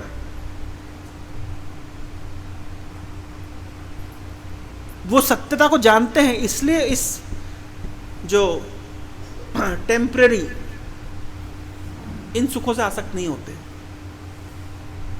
तिज्जा को बहुत बड़ा लेसन मिल गया, बहुत बड़ा उपदेश मिल गया। बोले तिज्जा, मैंने ये जो पूरी गतिविधि हुई थी, ये मेरे मार्गदर्शन में हुई थी, केवल तुमको शिक्षा देने के लिए। लेकिन वो इतना गहरा असर किया तिज्जा के हृदय में कि वो तुरंत उसने राजशासन छोड़ करके, और वो भी बहुत भिक्षु हो गया। कलिंग के युद्ध के पश्चात तिज्जा ने अशोक को मार्गदर्शन दिया था, और फिर अशोक हिंसा का मार्ग छोड़कर के अहिंसा के मार्ग में चला गया। वो इतिहास है। लेकिन कहने का तात्पर्य यह है कि जो लोग कहते हैं ना, अरे 4 दिन की जिंदगी है, मजे करो, जब उनको अगर पता चल जाएगा कि सच में 4 दिन की जिंदगी है, तब मजे नहीं कर पाएंगे। तब वो मजा नहीं कर पाएंगे। हमें अभी पता नहीं है कि हमारी जिंदगी कितनी है। मैं पिछले साल की घटना आपको बताता हूं। हमारा एक स्टूडेंट था, तो वो जाजपुर का रहने वाला था और बालेश्वर में नौकरी कर रहा था। तो नवंबर 3 तारीख को मुझे दक्षिण भारत यात्रा में जाना था, और उस स्टूडेंट ने भी टिकट कराई थी, हम दोनों साथ में जाने वाले थे। तो 27 तारीख का उसको मेरे पास कॉल आया, उस बच्चे का। बोले प्रो जी, मैं थोड़ा बात करना चाहता हूँ आपसे, थोड़ा सा बात का विषय था, मैं भक्ति में कैसे आगे बढ़ूँ, थोड़ा चैंटिंग में कैसे सुधारूँ, कैसे मैं प्रभुपाद के ग्रंथों को पढ़ूँ, थोड़ा इसका मुझे मार्गदर्शन चाहिए। तो 27 अक्टूबर को उसको मेरे पास कॉल आया, और 28 अक्टूबर को हमारे भुवनेश्वर मंदिर में अमोघ लीला प्रभु आने वाले थे।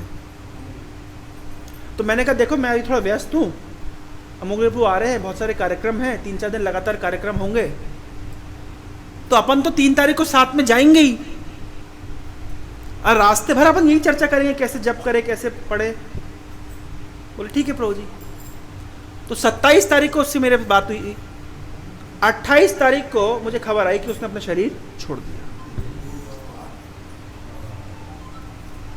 अब आप आश्चर्य देखिए, मुझे इतनी ग्लानि लगी कि देखो मैं उससे चर्चा नहीं कर पाया। मैं सोचा पोस्टपोन कर देते हैं कि अरे 3 तारीख को तो वो रात को सोया, सुबह जागा ही नहीं। तो 27 तारीख को रात को सोया और 28 तारीख को जागा ही नहीं। तो मृत्यु कब आएगी, कैसे आएगी, किसी को मालूम नहीं। और मुझे इतनी ग्लानि लगी कि अरे मैं उसके साथ आध्यात्मिक चर्चा कर ही नहीं पाया। मैंने कहा कि हम 3 तारीख को तो करेंगे, हम तो साथ में जा रहे हैं, खूब चर्चा करेंगे। तो इस तरीके से मृत्यु चरण करती है। तो जो व्यक्ति बोलता है कि अरे जीवन तो 4 दिन के मजे हैं, कर लो, उसको अगर पता चल जाएगा कि 4 दिन के मजे, 4 दिन के बाद मृत्यु आएगी, वो मजे नहीं कर पाएगा। इसलिए जो आध्यात्मिक मार्ग पर रहते हैं वो हमेशा ध्यान रखते हैं कि मृत्यु कभी भी आ सकती है। और अगर भूल जाते हैं तो साधु संघ उनको याद दिलाता है। साधु संघ की यही तो महत्ता है कि हमें याद दिलाया जाता है। अन्य मार्ग में ये अपॉर्चुनिटी नहीं है, भक्ति मार्ग में है। परम पूज्य राधा गोविंद महाराज अपने प्रवचन में बताते हैं कि भक्ति मार्ग देखिए कितना महान मार्ग है। एक भक्त बिस्तर पे सोता रहेगा, दूसरे भक्त को बोलेगा ए मंगल आरती उठो उठो, मंगल आरती उठो।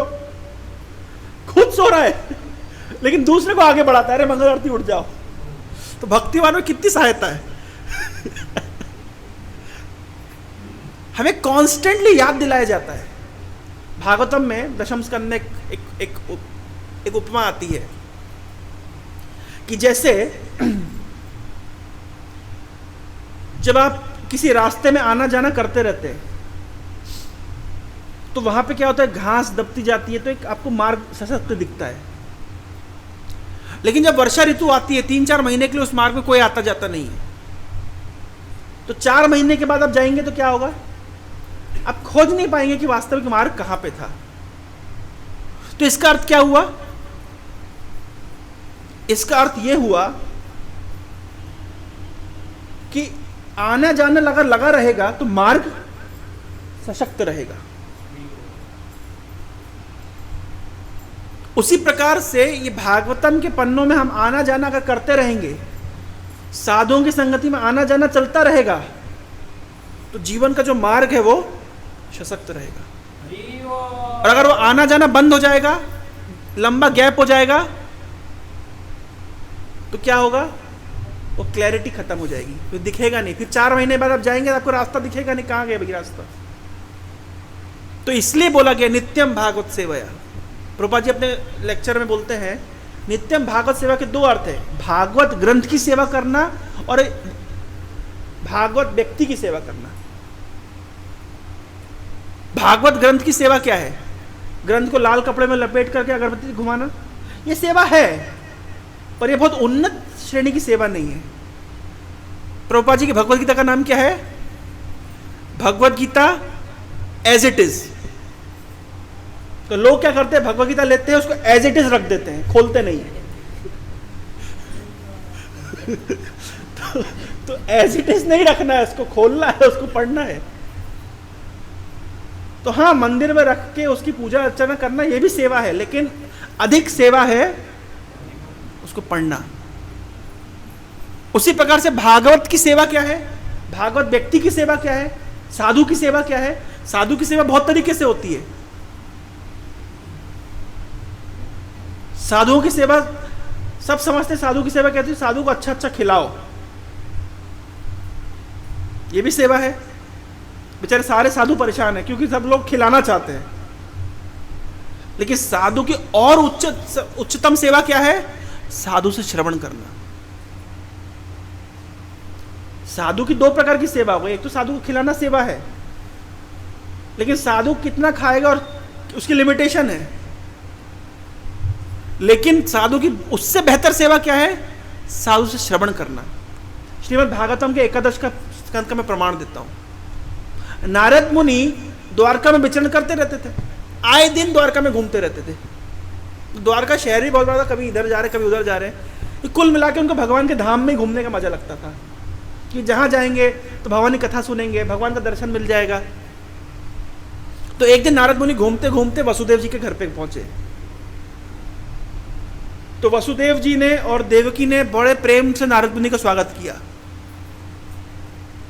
नारद मुनि को आसन में बिठाया, उनके चरण प्रक्षालन किया, और उसके बाद वसुदेव जी नारद मुनि से प्रश्न पूछ रहे हैं।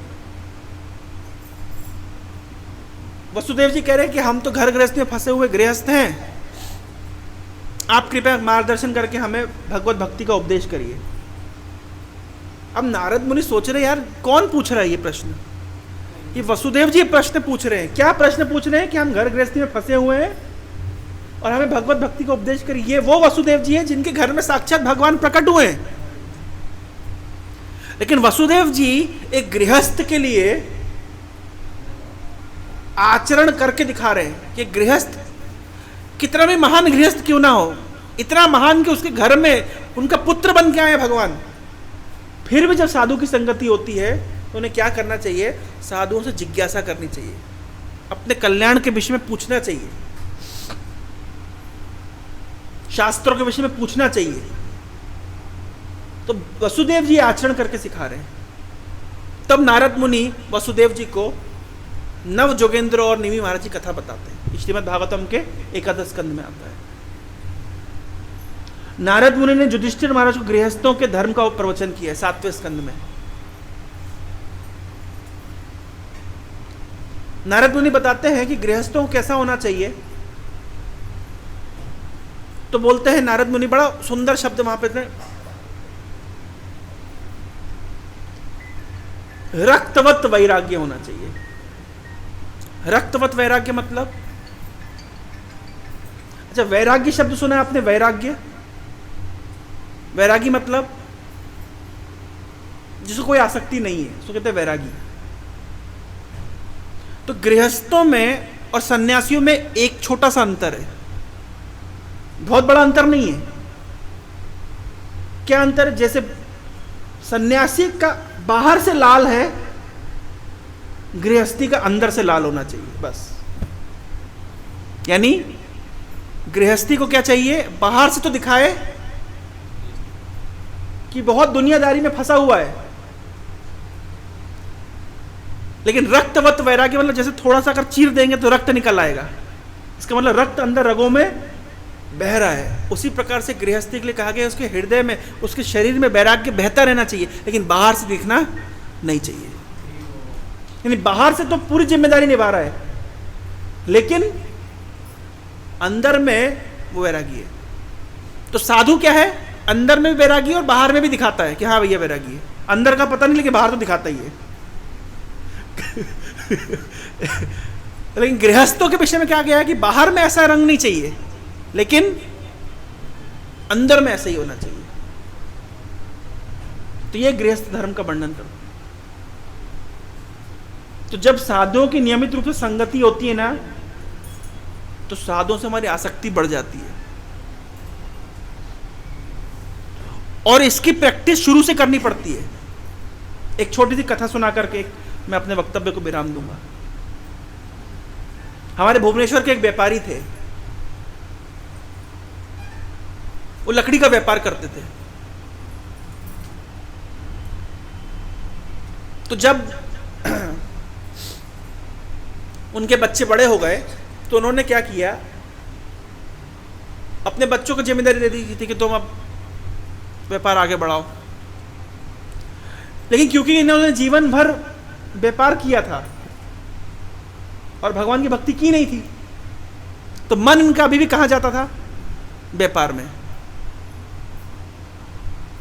अब ये व्यापार में बच्चे व्यापार कर रहे हैं, तो लेकिन फिर भी पिताजी बीच में जाके हस्तक्षेप करते, ऐसा नहीं ऐसा करो, ऐसा नहीं ऐसा करो, अरे उसको उधारी क्यों दे दिया, अरे उसको माल क्यों नहीं दिया। तो बच्चे लोग कंफ्यूज, डिस्टर्ब होते थे, क्यों पिताजी बार बार डिस्टर्ब करें। पिताजी को चाहिए अपना भजन साधन करें, अब उम्र हो गई है, अब हम पे छोड़ दें। लेकिन पिताजी ने जीवन भर वही किया है, तो अब क्या करें।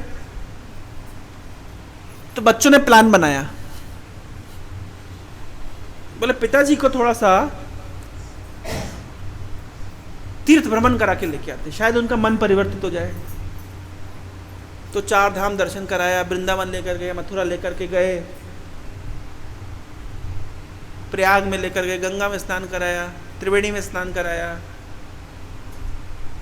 फिर उसके बाद पिताजी को लेकर के आए वाराणसी, काशी विश्वनाथ का दर्शन कराया, बिंदु माधव का दर्शन कराया, और उसके बाद लेकर के गए उनको मणिकर्णिका घाट पर। तो वाराणसी में एक घाट, इसका नाम है मणिकर्णिका घाट। वहां पे जैसे हमारे पुरी में स्वर्ग द्वार है, नित्य रूप से अंतिम संस्कार चलता रहता है, तो मणिकर्णिका घाट पे भी चलता रहता है। जब पिताजी ने देखा तो पिताजी की आंखों में आंसू आ गए। बच्चों को लगा कि हमारे जो प्लान है वो काम कर गया। पिताजी को थोड़ा थोड़ा वैराग्य आ रहा है। वापस ट्रेन में बैठे, बोले पिताजी कैसा लगा आपको तीर्थ भ्रमण। बोले बहुत अच्छा लगा। बोले पिताजी लेकिन आप खोए खोए से लग रहे हैं, थोड़ा सा उदास लग रहे हैं। मणिकर्णिका घाट पे हमने देखा आपकी आंखों में आंसू आ गए, क्या बात है पिताजी। बच्चे चाह रहे थे कि पिताजी से उनका अनुभव सुने। तो पिताजी कहते हैं कि बच्चों देखो बेटा, मैंने अपना जीवन बर्बाद कर दिया। तो बच्चे तो यही सुनना चाहते थे कि पिताजी बोले मैंने जीवन बर्बाद कर दिया, भगवान का भजन नहीं किया, एक नश्वर देह के लिए मैंने पूरा समय दे दिया, आत्मा के कल्याण के लिए कुछ किया नहीं। तो पिताजी कहते बच्चों देखो बेटा, मैंने अपना जीवन बर्बाद कर दिया, इस सारा जीवन में व्यापार करता रहा। बच्चे सोचे पिताजी का काफी अच्छा अनुभव। बोले और आगे बताइए, और बताइए। बोले आपको ऐसा क्यों लग रहा है पिताजी कि आपने अपना जीवन बर्बाद कर दिया व्यापार करके। बोले मैं सारा जीवन व्यापार करता रहा, भुवनेश्वर में लकड़ी का व्यापार, मणिकर्णिका काट पे करता था तो कितना प्रॉफिट मिलता था।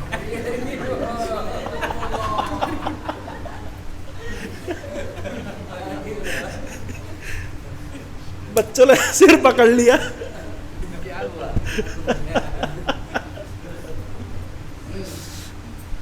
तो कहने का तात्पर्य ये है तो जैसे कहा जाता है कि कुत्ते की पूंछ को 12 साल घी लगा करके पाइप में रखो तो टेढ़ी की टेढ़ी। क्यों ऐसा होता है? क्योंकि शुरू से प्रैक्टिस नहीं करी। शुरू से अगर प्रैक्टिस नहीं करेंगे तो अंत काल में चेतना को घुमाना बहुत मुश्किल है। लोग कहते हैं कि अरे भक्ति तो बुढ़ापे में करेंगे, ये कोई समय थोड़ी ना है। तो कितने लोग बुढ़ापे में कर पा रहे हैं? जिन्होंने पहले नहीं किया वो बुढ़ापे में थोड़ी ना कर पाते हैं, मुश्किल होता है। तो इसलिए ये अभ्यास शुरू से हमको करना पड़ेगा। और श्रीमद् भागवतम में आप देखिए कितने महान महान राजाओं के विषय में बताया गया है, क्योंकि ये ज्ञान वास्तव में राज ऋषियों के लिए था। भगवद गीता में क्या बोल रहे हैं भगवान? कि ये ज्ञान राज ऋषियों के लिए था। इमं विवस्वते जोगम प्रोक्तावान अहम अव्ययम विवस्वान मनुवे प्राह मनुर इच्छवा के अब्रवीत। अर्जुन, इस ज्ञान को मैंने सूर्यदेव विवस्वान को दिया, विवस्वान ने मनु को दिया, मनु ने इच्छवाकु को दिया। इस प्रकार ये ज्ञान परंपरा में आ रहा था। इमम राज ऋषियों विदु, ये राज ऋषियों के बीच में ज्ञान प्रचलित था। इस सामान्य व्यक्ति के लिए ज्ञान नहीं था। ये शुरू से, आजकल लोग समझते जिनके पास कुछ काम नहीं है वो भक्ति करें। पहले भक्ति कौन करते थे? राजा लोग। पहले सामान्य व्यक्ति के लिए, सामान्य व्यक्ति तो इस ज्ञान से सोचता था कि अरे मेरे को कुछ समझ नहीं आएगा, छोड़ो। जब सुखदेव गोस्वामी प्रवचन करने के लिए आए परीक्षित महाराज को, उस समय वहां के गांव के लोग थे, स्त्रियां, पुरुष, बच्चे, वहां से चले गए। बोले हमारे यहाँ कोई काम नहीं है। ये बड़े बड़े साधु सन्यासी, बड़े बड़े राजा महाराजाओं की सभा लगी, देवता लोग आके यहाँ बैठ रहे, हम कौन, हमारे यहाँ क्या काम है? तो ये ज्ञान वास्तव में किनके लिए था? ये राज ऋषियों के लिए था। आज के लोग समझते हैं कि जिसके पास कोई काम नहीं है, जिसके पास खाली बैठा हुआ है, धंधा ठप पड़ा है, तो क्या कर लो, चलो हरे कृष्णा कर लो। नहीं, ऐसा नहीं है।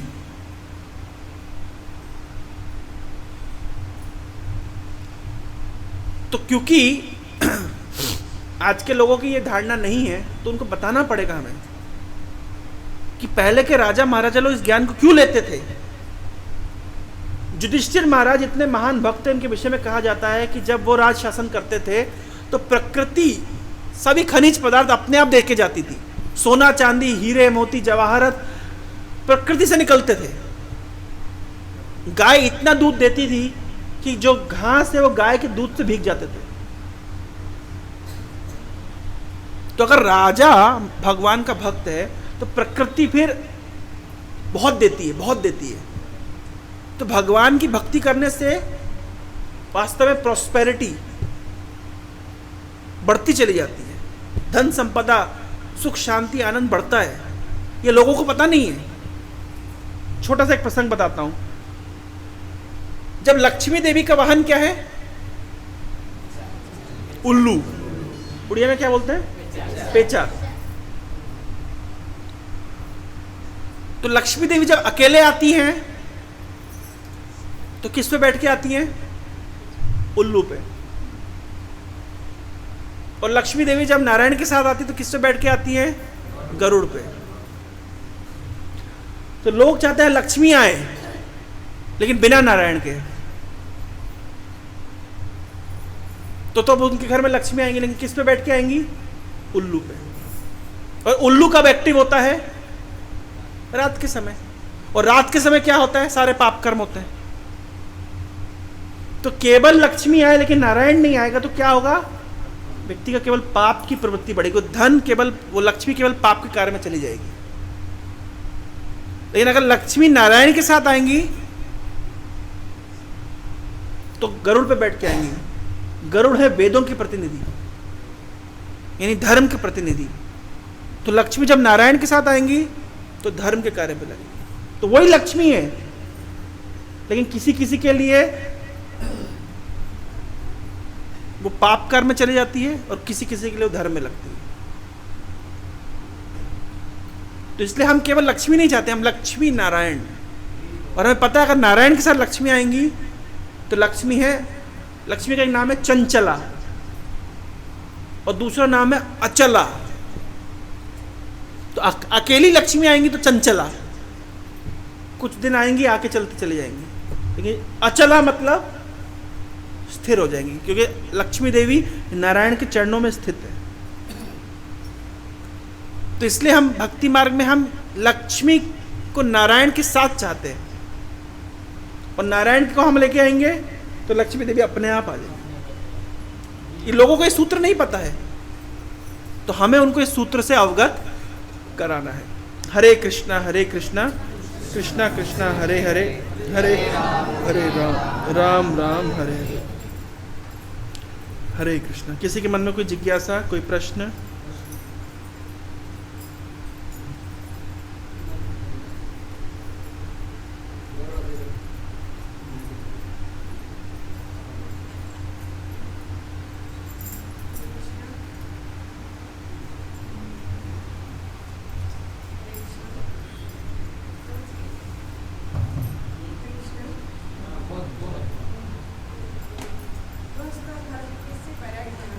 जी,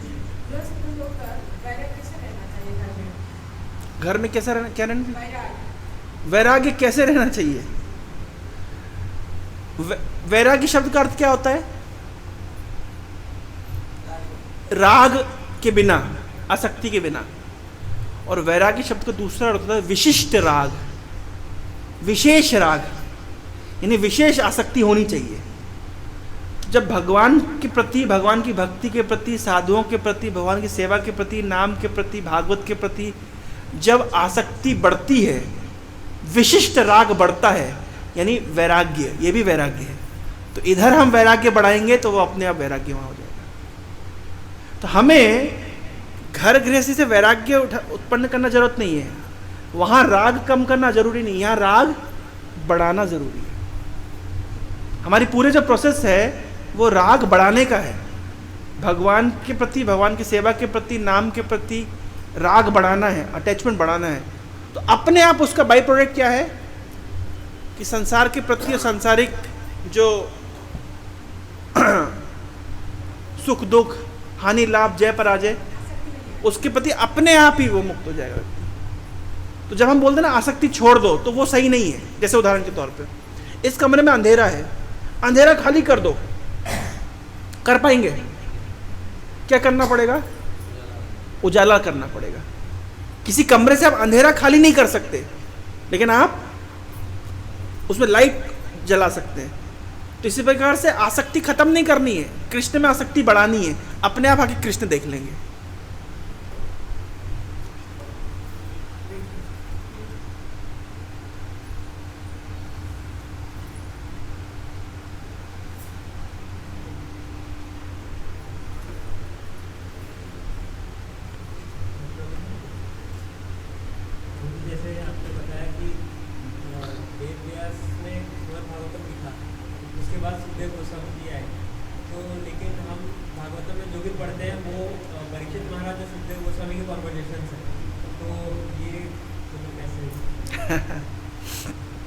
इनका प्रश्न है कि व्यासदेव ने भागवतों को लिखा, लेकिन सुखदेव गोस्वामी का हम भागवत में तो पढ़ते हैं कि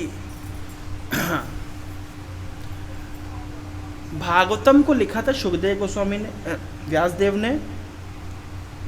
उसके बाद में उस व्यासदेव ने अपने शिष्य को कहा कि तुम जाके सुखदेव को ये थोड़ा 2-4 श्लोक सुना के आओ। वो तो घर छोड़ के भाग गया। तो 2 श्लोक सुनाए, एक भगवान के कृपा का वर्णन और दूसरा भगवान की रूप सौंदर्य का वर्णन, जिसको सुनकर के सुखदेव गोस्वामी बहुत आकर्षित हुए।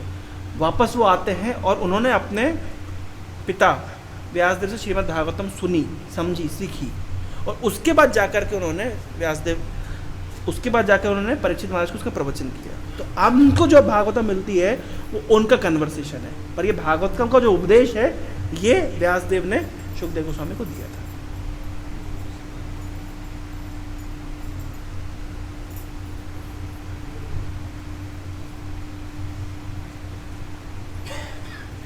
और किसी के मन में कोई जिज्ञासा, कोई प्रश्न?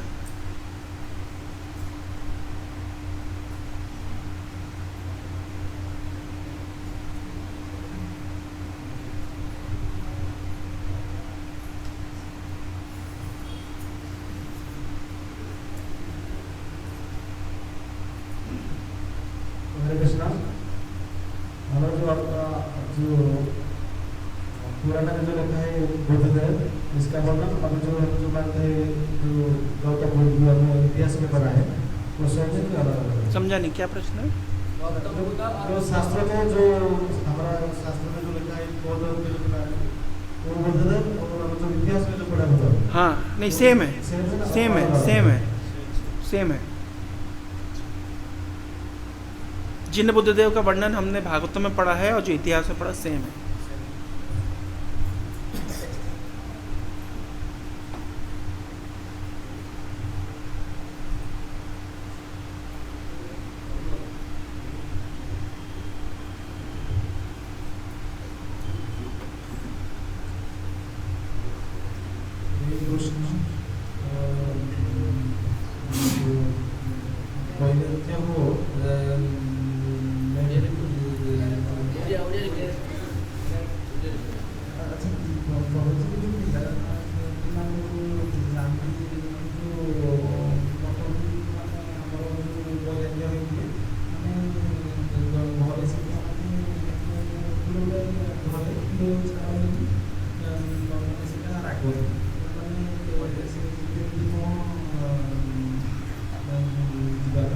क्या क्या गुरु जी? हम लोग छोड़ते नहीं और वैराग्य होना चाहते हैं, हम लोग छोड़ते नहीं।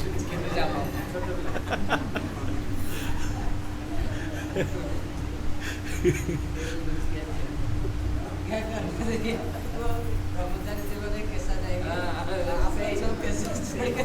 सही बात है, सही बात है।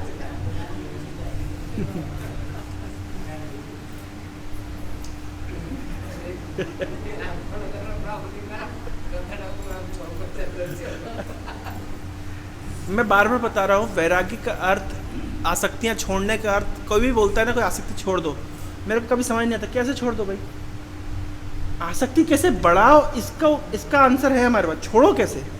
छोड़ना कठिन है, लेकिन कोई जैसे मान लीजिए कोई बोला जाता है बुरी आदतें छोड़ दो, तो कैसे छोड़ोगे बुरी आदतें? तो अच्छी आदतें बढ़ा लो, तो आपके पास बुरी आदतों के लिए समय नहीं बचेगा। समझ रहे? तो हमें छोड़ने पे ज़्यादा फोकस नहीं करना है, अपनाने में ज़्यादा फोकस करना है। भाई अगर जैसे मान लीजिए किसी को लगता है कि मेरा मोबाइल चला के बहुत टाइम वेस्ट होता है, नहीं होता टाइम वेस्ट, मोबाइल में शॉर्ट देखते टाइम वेस्ट होता है, ठीक है 16 माला मत करो, 20 माला कर लो,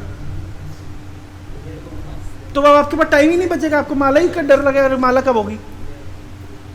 आप समझ रहे कैसे? आप छोड़ने पे ध्यान देंगे तो कभी नहीं छोड़ पाएंगे। जैसे उदाहरण के तौर पे कहा जाता है मैं रसगुल्ले का चिंतन नहीं करूंगा,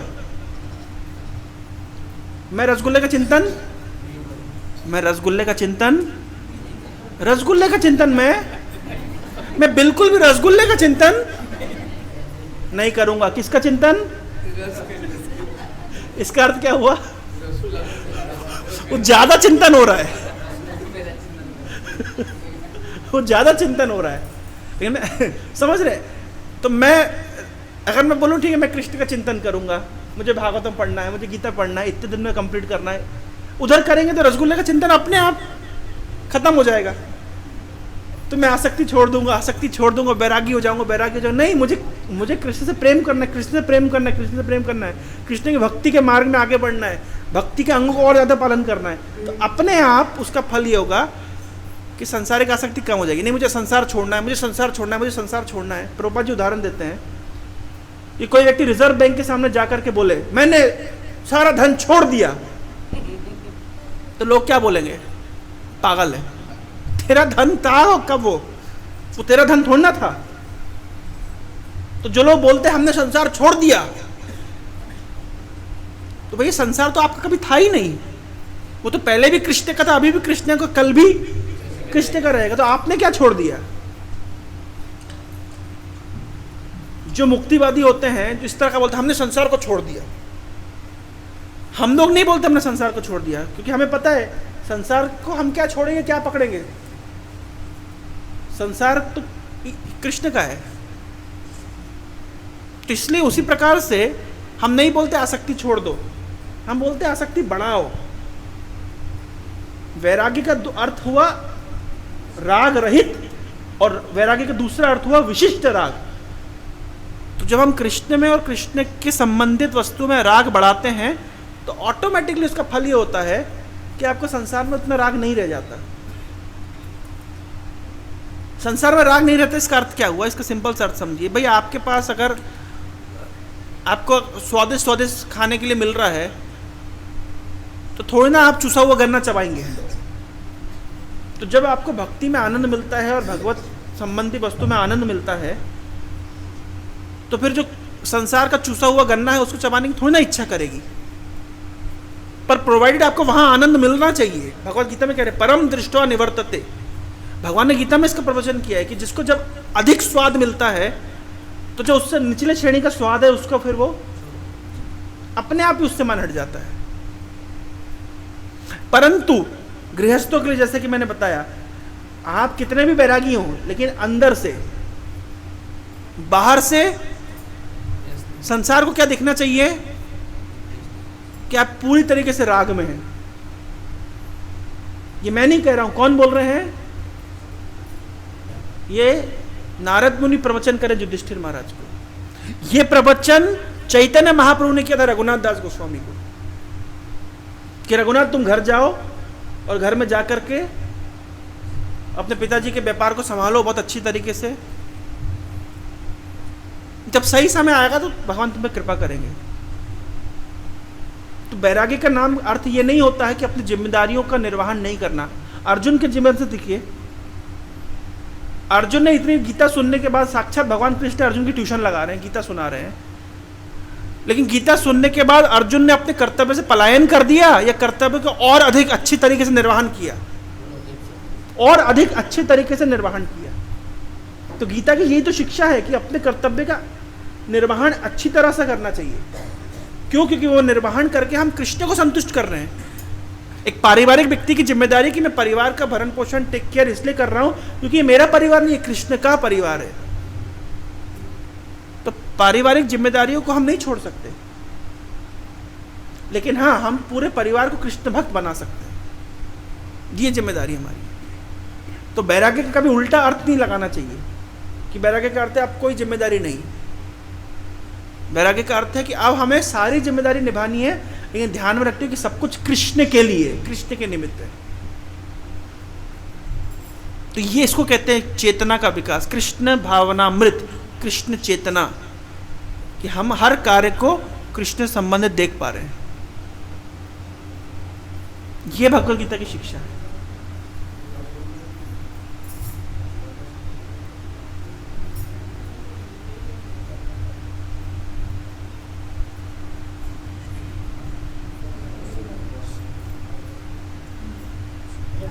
अध्याय है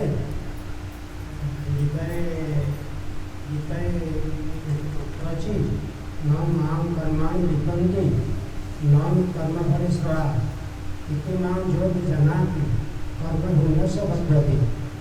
भगवान श्री कृष्ण अर्जुन कहले तम कर्मफल मोर स्वा नहीं, तम कर्म तृप्त कर नहीं, तुम कर्मबंधन में पकड़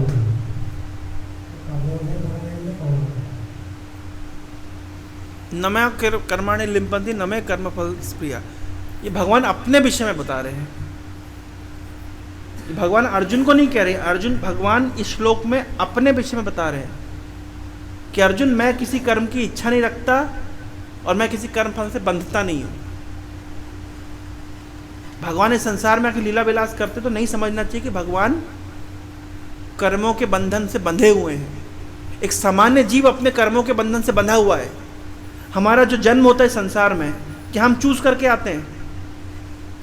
क्या आपने चॉइस किया था कि आपका जन्म कहाँ होगा? अगर मुझे चॉइस मिलती तो मैं अंबानी के घर में जन्म लेता कि अदानी के घर में जन्म लेता? अब मेरी चॉइस थोड़ी ना है। मैं तो अपने कर्मानुसार जन्म लूंगा, जहां मैंने जैसा कर्म किया उसके अनुसार मुझे जन्म मिलेगा। तो जीवात्मा कर्म से बंधी हुई है, लेकिन भगवान कृष्ण वसुदेव के घर में प्रकट हुए तो क्या भगवान वसुदेव के घर में उनके कर्मानुसार प्रकट हुए? नहीं। भगवान कह रहे अजोपि सन अव्यय आत्मा भूता नाम ईश्वरूपि सन प्रकृतिम स्वामधिष्ठाय संभवामि आत्मा माया। मैं जन्म रहित हूं, लेकिन अपनी इच्छा से अपनी माया से कहीं भी प्रकट हो सकता हूं। तो भगवान गीता में कह रहे कि न मे कर्माणि लिम्पन्ति, मैं कर्मों से मैं बंधा हुआ नहीं हूं। सामान्य जीव हर व्यक्ति कर्मों से बंधा हुआ है। कर्मणा दैव नेत्रेण जंतुर्देव उत्पत्ते, हर व्यक्ति कर्मों से बंधा हुआ है, लेकिन भगवान कर्म से बंधे हुए नहीं है। यही तो अंतर है भगवान में और जीव में। जन्म कर्म समय विद्या। हरे कृष्णा, यहीं तक रखते हैं। ग्रंथराज श्रीमद् भागवतम की जय। जगत गुरु श्रील प्रभुपाद की जय।